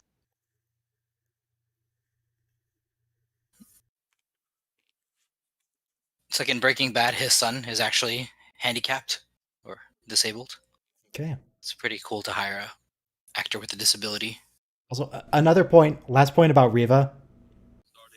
He didn't beam down with anything on him. Can he eat the food on this planet? What? Yeah. Where's he gonna live? Yeah. They could have beamed him down a tent or something. Oh, Yeah. it's a and porta holodeck. potty. Another one. Again. The one thing I've noticed about this series is that the orbit around the planet is worse than the original series.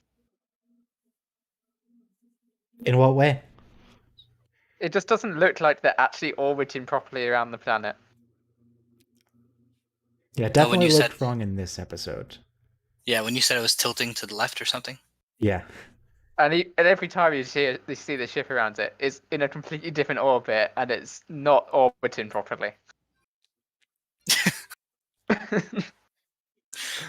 Helm is drunk this episode. I wouldn't put it past them. Now, earlier when we saw the bridge, I did note to myself, I don't think I've ever seen that person on the bridge before, and I don't think we ever see them again. Maybe this is why. Maybe they get immediately fired because they can't maintain standard orbit. All right, timer for the next episode. Just pretty quick, 2 minutes. And new title, update the title. The next one is the Schizoid Man. I think it's Schizoid. Yeah, Yes, schizoid. the Schizoid man. Yeah, this is the one. You have a We get- duplicate text for the press play and then timer. Anyway, Oh, yeah. it doesn't matter, but just saying. There we go. All right, we fixed it. Yeah, this is the alpha version of the golem. Oh, and we get Data's beard in this episode. That was Ira funny. Graves, that's the doctor's name. Dr. Ira Graves. Somebody wrote in the chat, Worf is there to tell the dumb audience what sign language is. Oh yeah, because yeah, Klingons apparently don't use it. He's just, in case someone has somehow never heard of sign language, let me exposit to you for a moment. The weird thing is that they eventually make Deanna Troi be able to do pretty much what was needed in that episode. They make her able to communicate telepathically quite easily.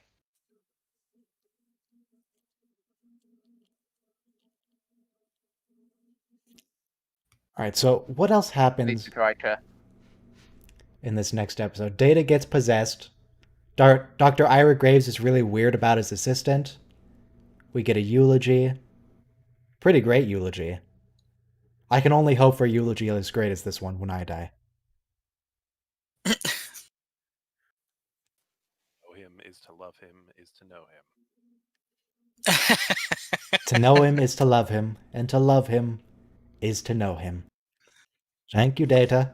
All right, press play in 5, 4, 3, 2, 1, play. It's like Pericles. Dr. Pulaski probably gets a job to do here.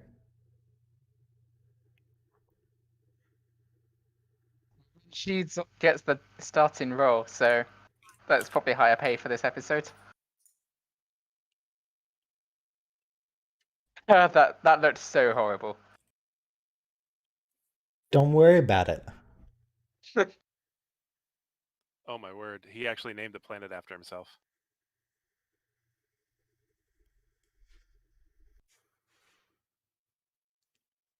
Wait, what was the name of the planet? Graves World.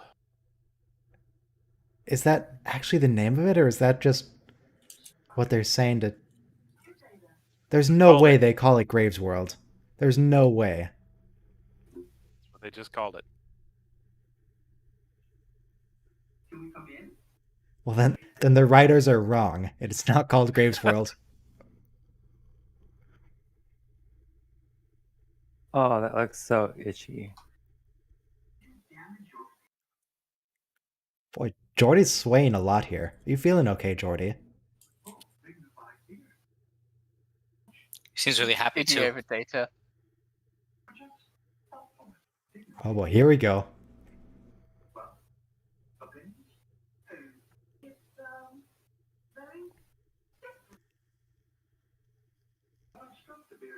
Now, I have comments about this, but I think I should wait until the reveal. Please.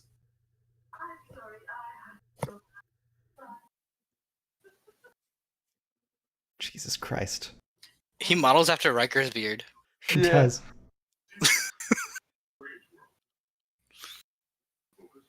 Now, okay. So this beard, it does not work. It absolutely does not work on Data. But Or Brent Spiner, is that his name? yeah. What beard could work on Data? What if we just gave him the Mirror Universe goatee?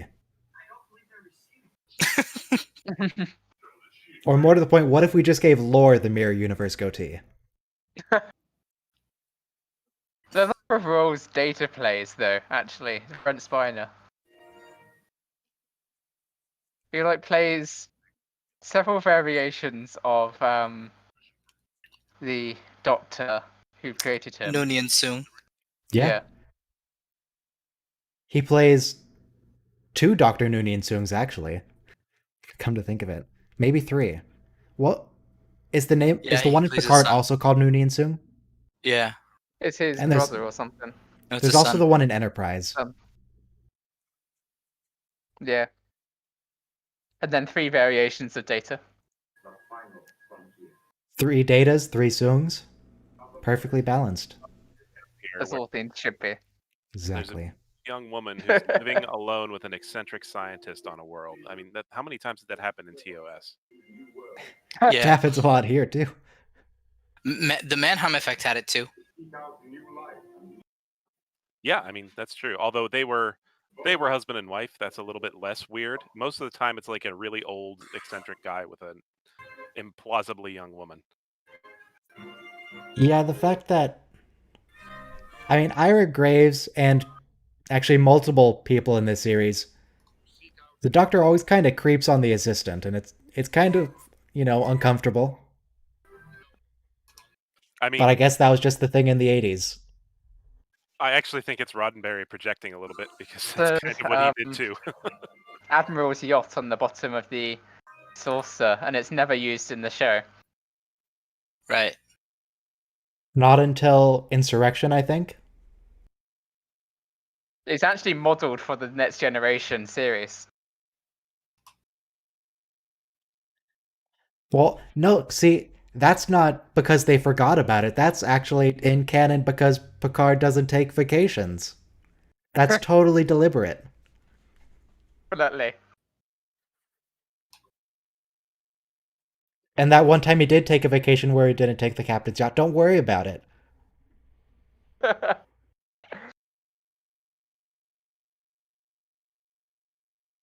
Oh yeah, we're gonna see Dr. Knew he'd get Solar later on ambushed. the Vulcan. And I don't know if we ever see Dr. Solar again. I know she's mentioned repeatedly. I don't know if we see her again, though. W. I don't Morgan think she has- Shepard. That's Dr. Ira. Yeah, I don't think she ever has a speaking line again because that actress is Kalar, so she's like, that's a lot of money to pay for an actress for just a bit role. Yeah.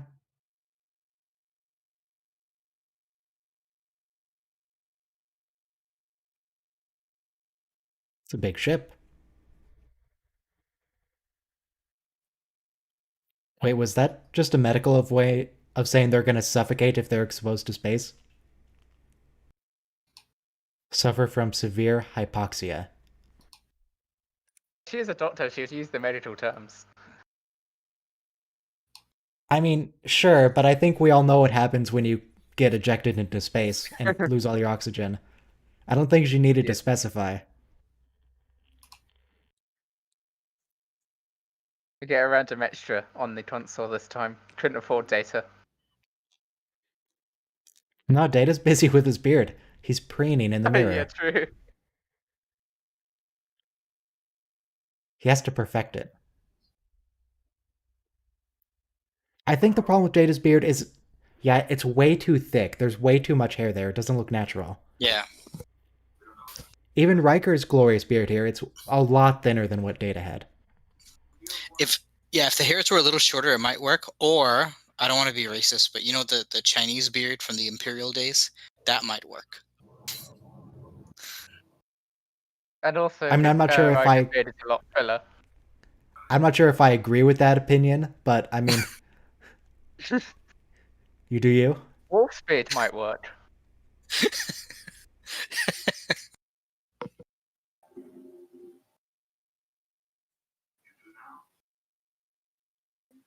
Wait, was Okay. was Troy not briefed?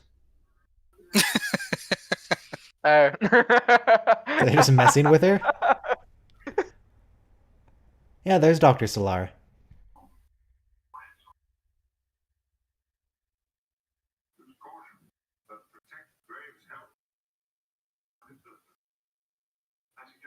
Oh, yeah, that is Kalar, isn't it? That's totally Kalar.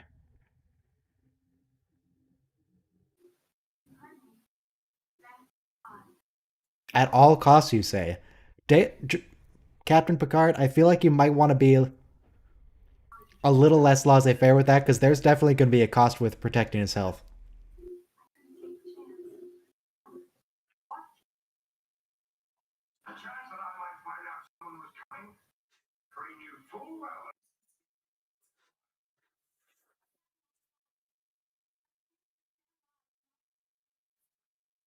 Yeah, that woman kind of seemed the way she was voicing those lines, it's like she had a gun to her head. Which I guess she kind of does in the episode.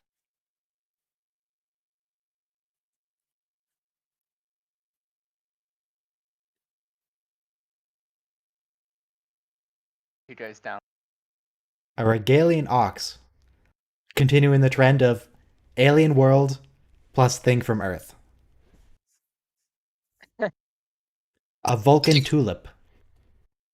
Rigel's one of the earliest worlds in the Federation, and it's in the pilot episode of TOS, the one that didn't make it, the cage, the menagerie. And they're hideous. Yeah.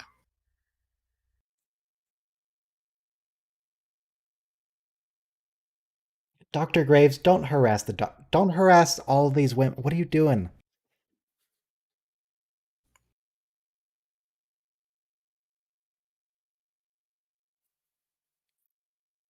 What is wrong with you, Ira Graves? What was that line from that dude who wrote Game of Thrones? You can tell how much I watch Game of Thrones based on the fact I don't even remember the guy's name. It's like, it's like, you always write such good women characters. What's your secret? And he goes, well, my secret is I've always thought of women as people. And George R. R. apparently Martin. Dr. Ira, that's his name. Apparently Dr. Ira Graves does not subscribe to that philosophy. I think it's because like other fantasy writers are very misogynist, like Robert Jordan and so on. He's been said some horrible things about women.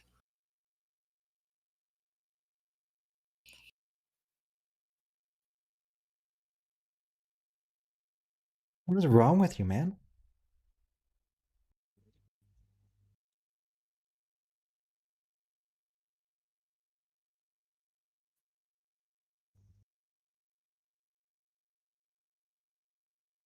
I was about to say, because Dr. Ira Graves is being really weird here. It's like, I was going to say, are you feeling okay? But I mean, we know he's not. So I guess that question kind of answers itself.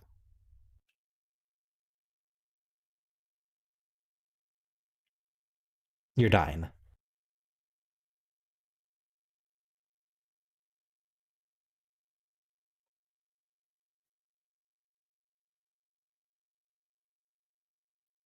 She doesn't look very sorry. She seems quite ambivalent about the whole situation. Typical Vulcan.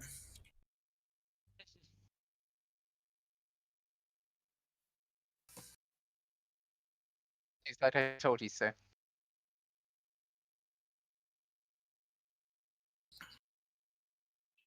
The stricken liner Constantinople. Wait, what do you mean liner? Was that a space Ocean cruise liner. ship? Yeah. Yeah. Do they have space cruise ships in Star Trek? I Why was are they on a thinking- gas giant? I was thinking more of a transport than a cruise ship, but Yes, yeah. they are on a gas giant. How are they on a gas giant, more specifically? I mean, maybe it's just a solid planet with rings. I mean, to And- be honest, it could be any planet within the rings. It could be any rock in the rings as well. Right. The atmosphere there it's not a gas giant. Maybe it's like Venus. It just has a really, really thick cloud cover.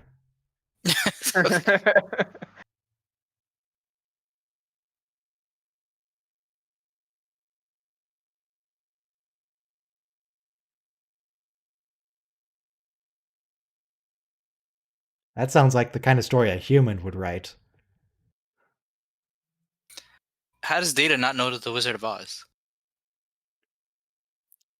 You didn't study the cultural data banks enough. No, but he knew that Broadway play at the end of the first episode from 1934 with the joke. Okay. Oh yeah, he did. I'm convinced don't worry Data about knows it. a hell of a lot more than he actually lets on.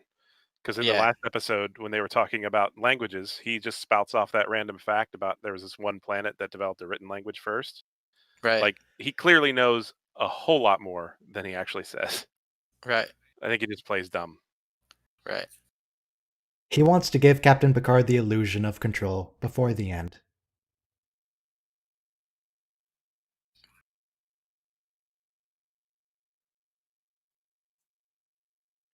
This is the same thing they did with humor. Do you know what a joke is, Data? Dictionary definition. Do you know what desire is, Data? Dictionary definition. It's the same joke. Can't do that.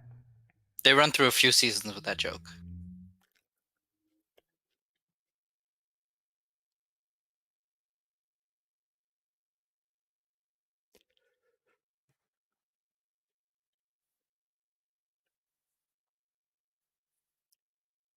How can... You gotta go ahead. Well, mine can wait for like a good 20 minutes because we're not going to get there for a while.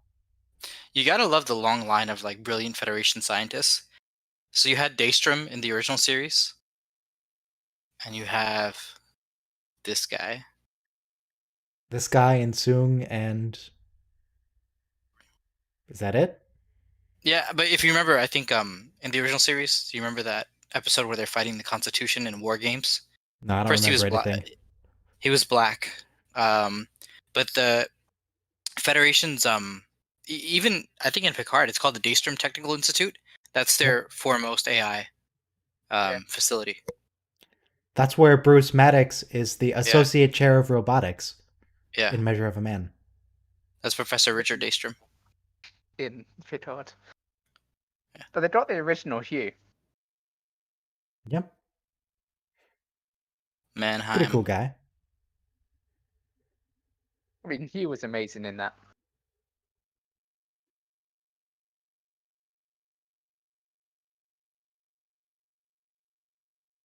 Wait, is that a tree outside?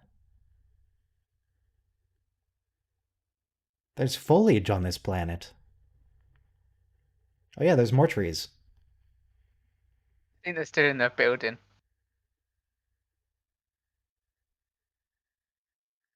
That air does not look healthy outside, though.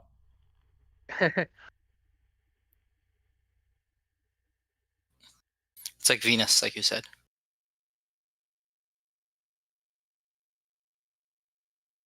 Are we sure about that? Hang on. What's this guy's name? Something Shepard? William Morgan Shepard. Let's confirm his claim whether he was beautiful when he was younger. William Shepard Young. All right. Well, here's one where he's younger. Unfortunately, William Shepard is apparently a somewhat common name. Yeah. That's not him. Nope. He normally goes by W. Morgan Shepard.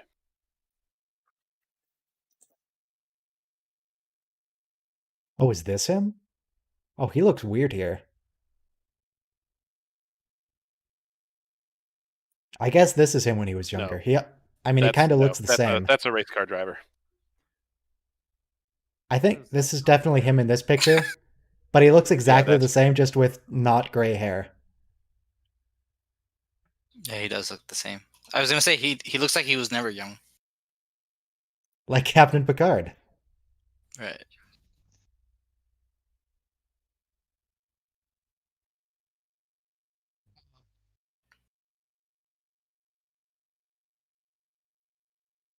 What would you care to guess, Graves? Are you gonna need to be all dramatic about it?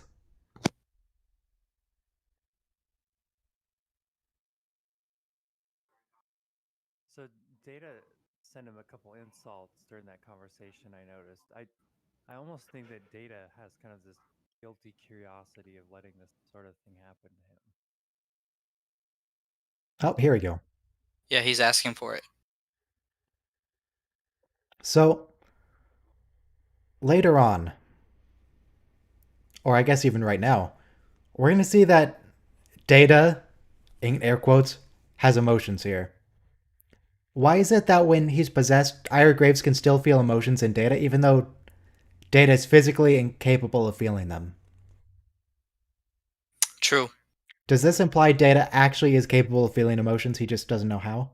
Yeah, it's a programming issue. It's not a hardware issue, apparently. Yeah.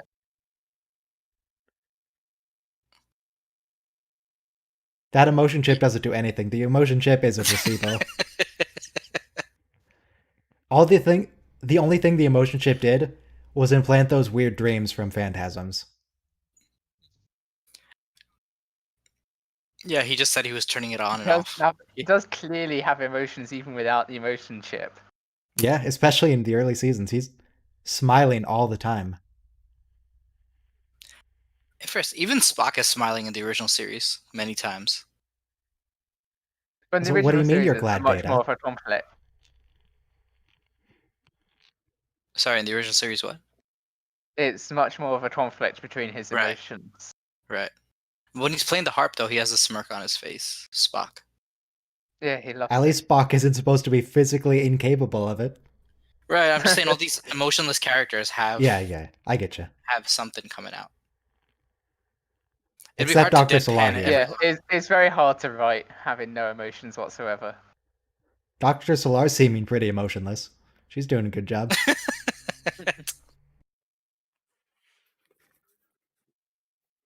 Yeah, Data definitely feeling emotions here.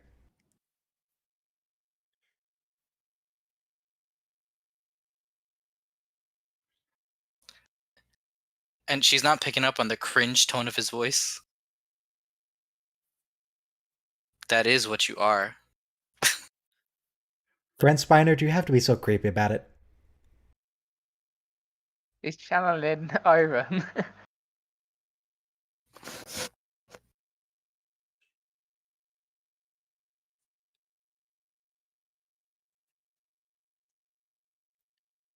He's a great actor, though. He is.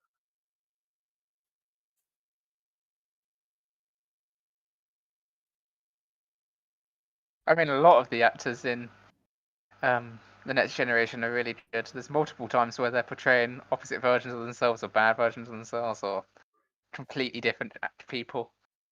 Yeah. And people like to make fun of Counselor Troy. I mean, I like to make fun of Counselor Troy too. But there are a lot of times she actually shows pretty good acting. Una Sirtis is actually pretty good. Like Face of the She's- Enemy.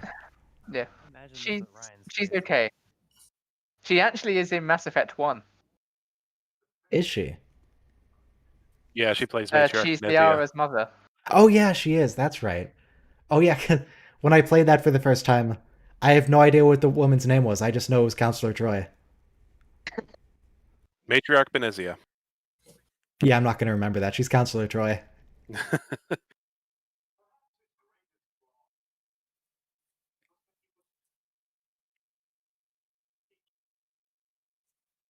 It's like nobody asked him to give the eulogy. Now, what are people in chat talking about? Counselor Troy is not the goddess of love. She's the goddess of empathy. The goddess of empathy in her garden. At least according to Barclay. Diana is the goddess of the moon. Oh, that's not her name. One moon circles, eyes in the dark. Great episode. No, it isn't. Where are you? Is to know him. Thank you, Data.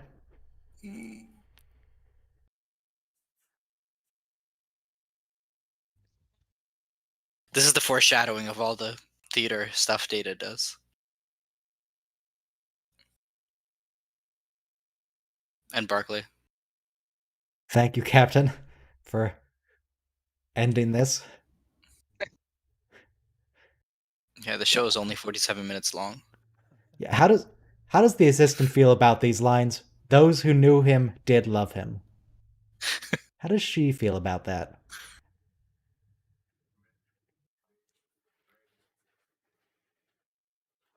Also, was that even Shepard in the tube there? It I really guess he's doesn't just look like heavily him. make-upped up, maybe.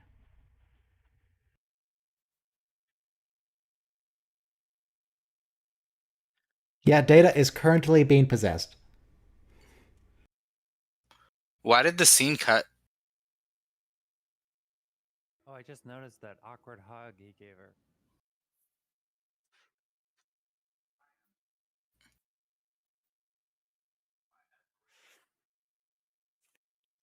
So they don't normally beam the tubes, do they?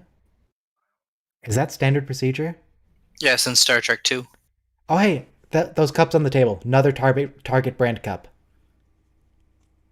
Oh, wow. We They're saw still that in Target brand. season 1. Yeah.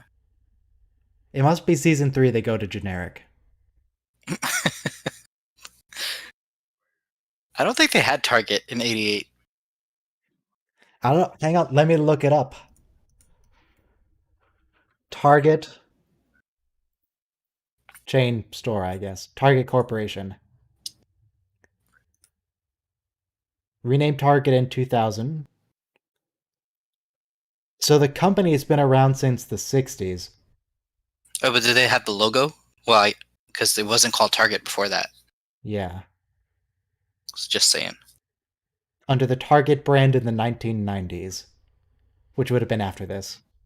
And if they weren't called Target before, I imagine they probably didn't have a Target symbol. So my guess is that it would just be a Starfleet Command logo that we've never seen, and it's never appeared in the encyclopedia. Maybe it's like a planet in an orbit. Data, Mhm. what are you doing? Brent Spiner, what is that face, Brent? That's Ira Graves. Don't tell the audience, guys.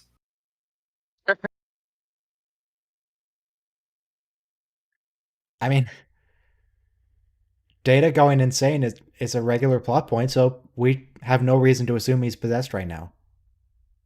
No reason to believe that's what's happening. Regular at this point. But it does very regular. Actually, is this the first Insane Data episode? No, the Naked Now. I mean, he gets drunk there, but is he... I guess that counts.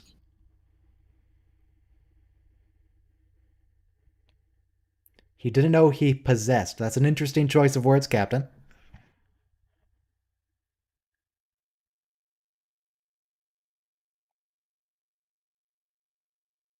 Like the grandfather analogy is gonna mess you up. Like, what's up with that?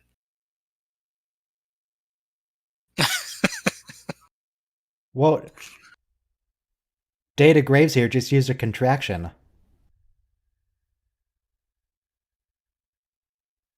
Is he allowed to use contractions when he's not Data? That should have been an immediate red flag. It's an immediate red flag for Riker later on. I mean, they missed it before. They have done contractions for When Data and that Lore for takes them Riker. over, or when Lore was using 3 contractions, they were just like whatever.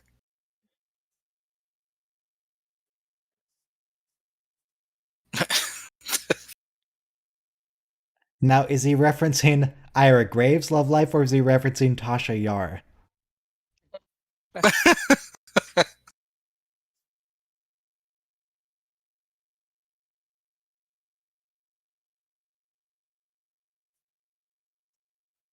Times Picard brings people to the bridge in this series, considering that's the thing he hates the most. And he's not looking at her eyes.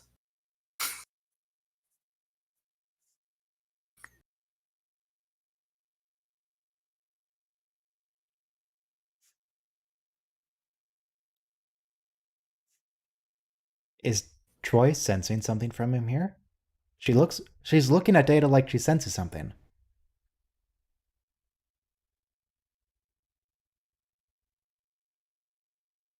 Data, they've known each other like 10 minutes.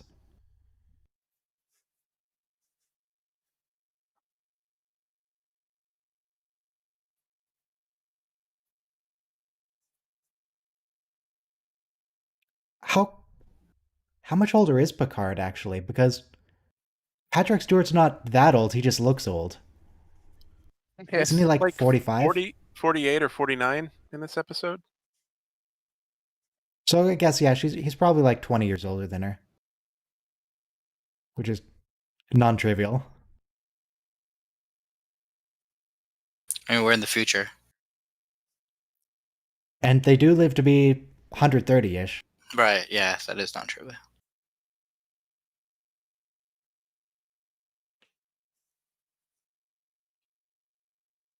Yeah, Troy could sense it. Now, this just raises more questions, because how can Troy sense... Is Data's hardware Right. capable of giving off emotion? Like, Right. He's uploaded the brain itself. No, but She's telepathic towards physically. organic beings, so how can she read an electronic emotional signature? It's a positronic brain. It works a little bit different to that. Okay. And But, physically, what is an emotional I signal? don't know. I don't know. When people are feeling emotions, do they send out like waves of energy corresponding to the emotion? What's going on? Yeah, and an android wouldn't do that. Oh yeah, how does she sense emotions from the weird space clouds? How does she sense emotion from Q? I'm not even It's sure never Q is actually physically there. It's never spelled out. Q is definitely present where he is. Is expressly stated in several episodes that he's actually there. Okay. That did not look like a diagnostic data.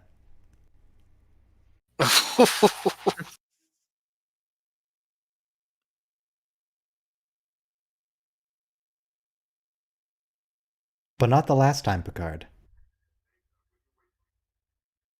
Oh yeah, there's also that episode where Data's not going crazy, he just seems like he is. Where the crew gets knocked out and he says it was like for 30 seconds, but it was actually for a full day. Mm-hmm. Says they went through a wormhole. There was that episode. Yeah, I love that episode. Every episode where there's a mystery that they have to solve is great. It's called Shadows or something. It's I don't remember.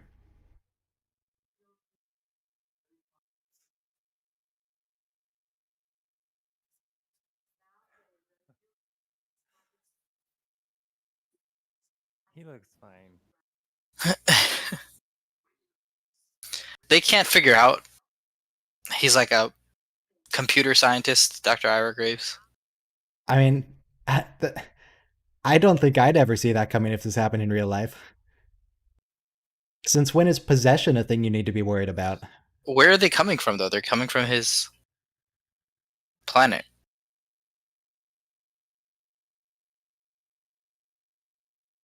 Anyway. Yeah, it probably makes sense to assume some weird happened on the planet, but I'm just not sure Yeah. possession is a reasonable conclusion. Right, by a curmudgeon old man.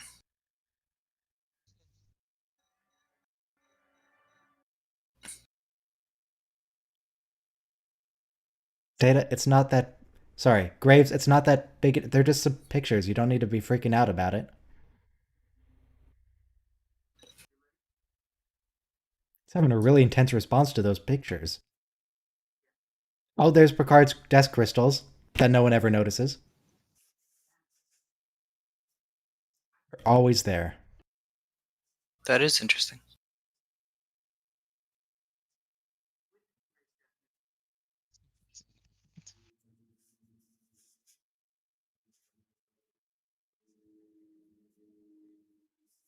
Is Picard more into geology or archaeology? Because he's just got a bunch of rocks here now, instead of artifacts. And fish. Do we get the fish back after Jellicoe? Because I know Jellicoe orders them to take the fish out of the room. Does Yeah, Picard that's a get good it back? What did they do with the fish? Did they drop it into cetacean ops? We'll have to find out after season 6. No, that's a good point. The crystals are Picard's Horcruxes. He needs to keep them with him. Or for you non-Harry Potter fans, Picard's crystals are... Great, now I say that and I forgot the word that I knew 5 seconds ago. It's Picard's phylactery.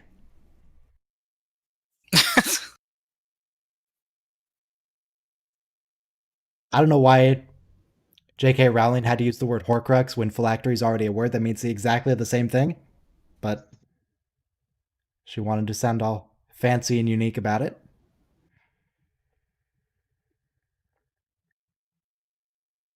Maybe phylactery is just too hard to write out over and over again.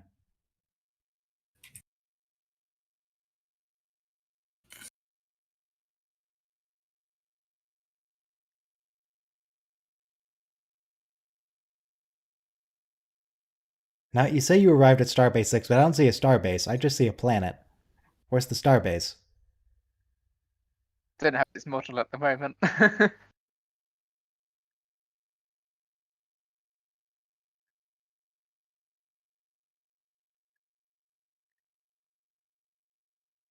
I was really hoping it was going to say Lieutenant Data is not on the ship because he's not Data anymore. The computer would have no way of knowing that. But still.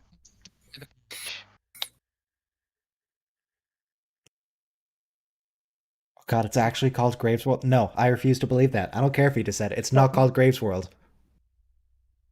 Yeah, it must have been called. You Just cut like off the Soyuz class doesn't exist. It's always just a Miranda. After you. But they aren't that privacy conscious. But they're privacy conscious in this. It's the badges which told you where people are. Yeah. True. Because all So those that times planet had. people want to be sneaky, they just take off their badge. And then people go and find it in like a Jeffrey's tube. That planet had to have been discovered before he made it his home base. So there's no way it's called Graves World. They couldn't have called it SETI Theta 9. Yeah, she really should be reporting this like to Worf right there immediately.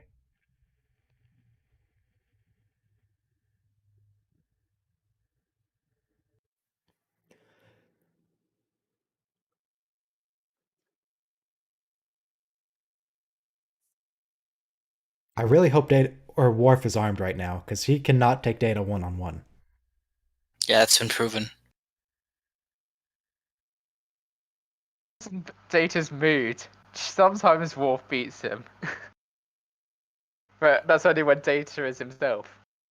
And Worf's not. Regular Data and Worf fought before?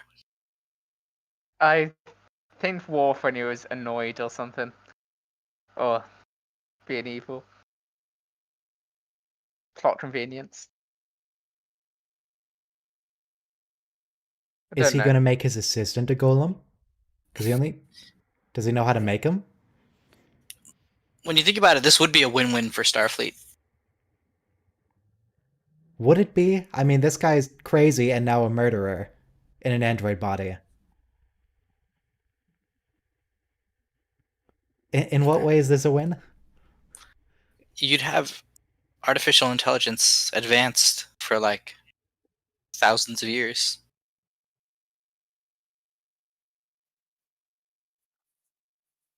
Cars could park themselves. That's all I want in self-driving cars. Just the parking. But then we have that today, actually. I just don't have it. Yeah. Just gets beaten up by everyone. Parallel parking is the devil's invention.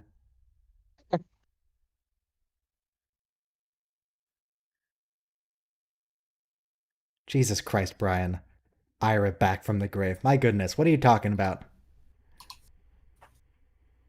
Ira back from the graves.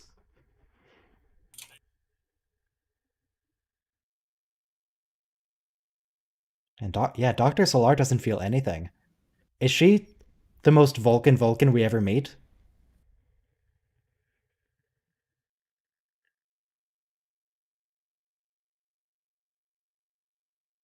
So long lives this, and this gives life to thee. God, that entire sonnet by Shakespeare, the "Shall I compare thee to a summer's day," like half of it is complimenting the woman, and half of it is just talking about how great he thinks he is. That's not his wife, even? I don't think so. Oh, man. That's really bad. Yeah, Shakespeare he was super arrogant. That whole sonnet was basically saying, you're really beautiful, but you're gonna die one day, and people will forget. But I'm writing about how beautiful you are, and people will always be reading this. Therefore, people will know. It's like, that's rather presumptuous of you, Shakespeare. I mean, you were right, but still. You can't say that. There was little Ira Graves in him. So if his ears are better than an average dog's, then how does he? Is he always pretending he has regular hearing? Yeah, and the episode where Lore is, Data and Crusher sneak up on him when they open up the cargo bay doors. Didn't work out so well for him. Are you talking about the "Are you prepared for the kind of death you've earned, little man" scene? Yeah.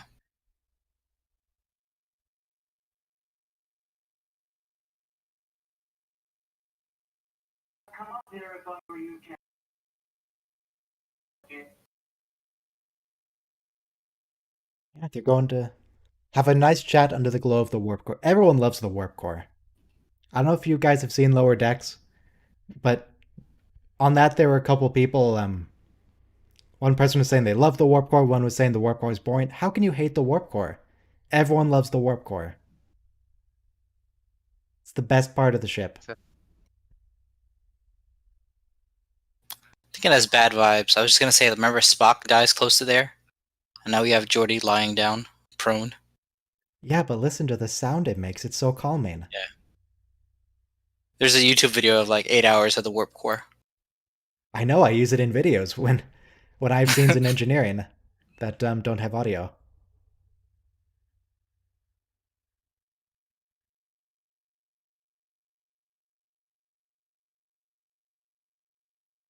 I think Graves is even less unstable now that he's an android. Even more unstable, rather. Yeah, I agree.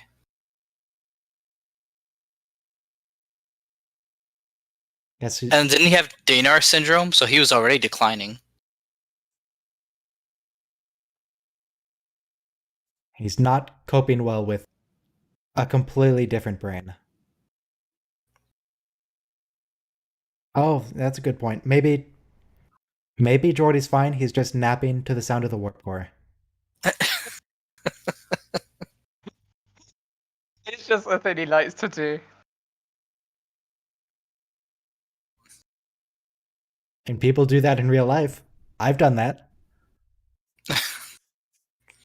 Why not?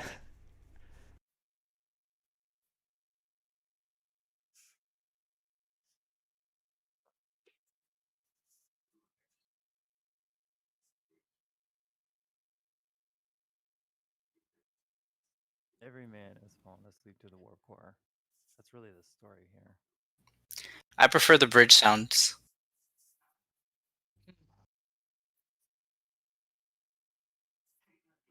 Keep This that whole- antimatter away. This whole Picard going about every man has his time. Hits in a different way when we've seen Picard.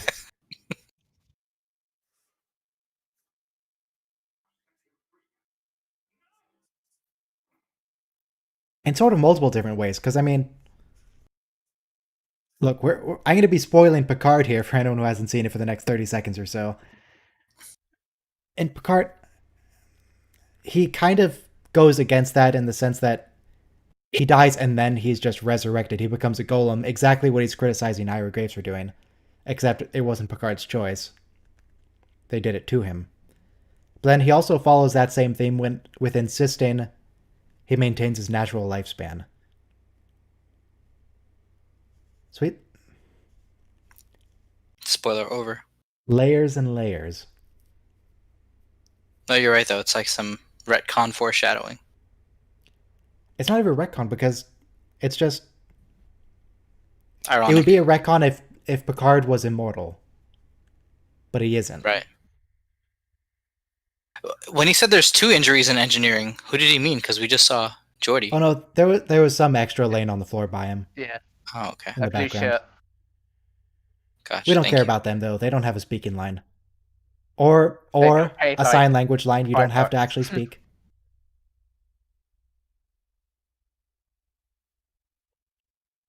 Alright, watch out for contractions. That twitch. That doesn't mean anything at this stage. No, but it's something we can make fun of. Yeah.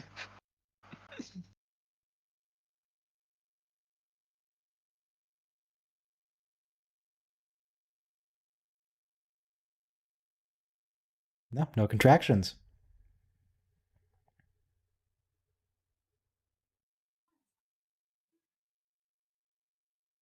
I was hoping there was an uninstall button. So is Ira Graves still alive? In Probably Data's not. console. Is he With there the Spot. entire series? Yeah. Does Dr. Ira Graves get his own little hologram box like Moriarty?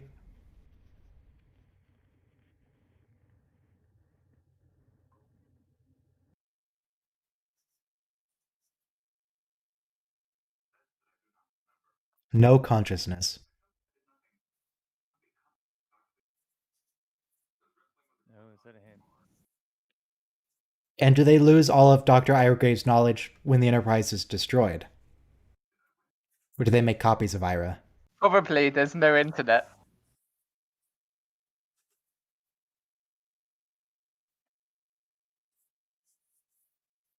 Is Riker just trolling him? Yes. What are you doing, Riker?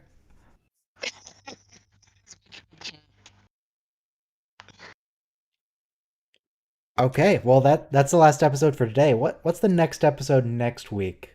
Unnatural Selection. That's the one where Pulaski has her whole thing where she turns old and then stops being old.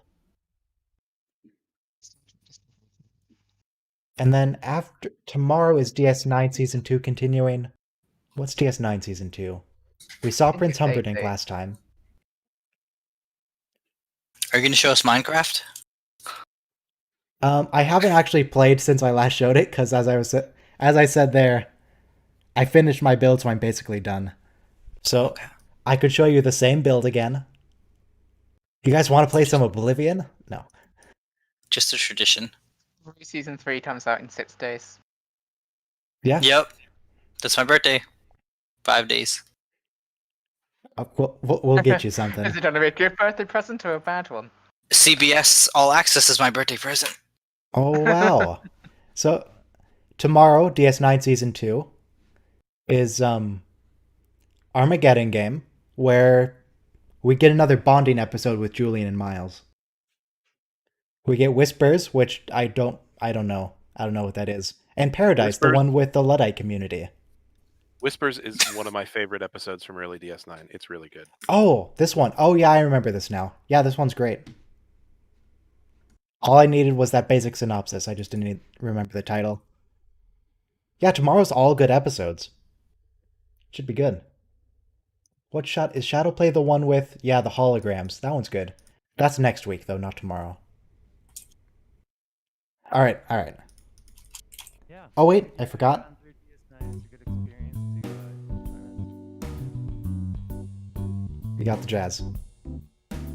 You may not be able to hear it in Discord anymore because I changed the audio setup, but the jazz is going. It's very important. Nope, that's not what I meant to show at all. That's not what I meant to show. Don't worry about that. What do I even have on my desktop that you guys saw? I don't have anything really. I mean, you can see that I've been modding Oblivion. If you scroll back. Alright, that's enough for today. More episodes tomorrow. And I don't think we're gonna do one of these for the premiere of Discovery Season 3. I think I'm gonna watch that on my own. But it Alright. Clues is that episode of TNG where like the whole crew's fall asleep and Data's like lying about them falling asleep for an hour. Yeah, that one's great. Have a great day. Thank you for having us.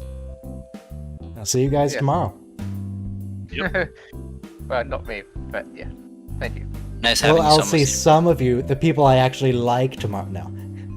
I just don't want to watch DS9 at the moment. Okay. No. I'll see you sometime.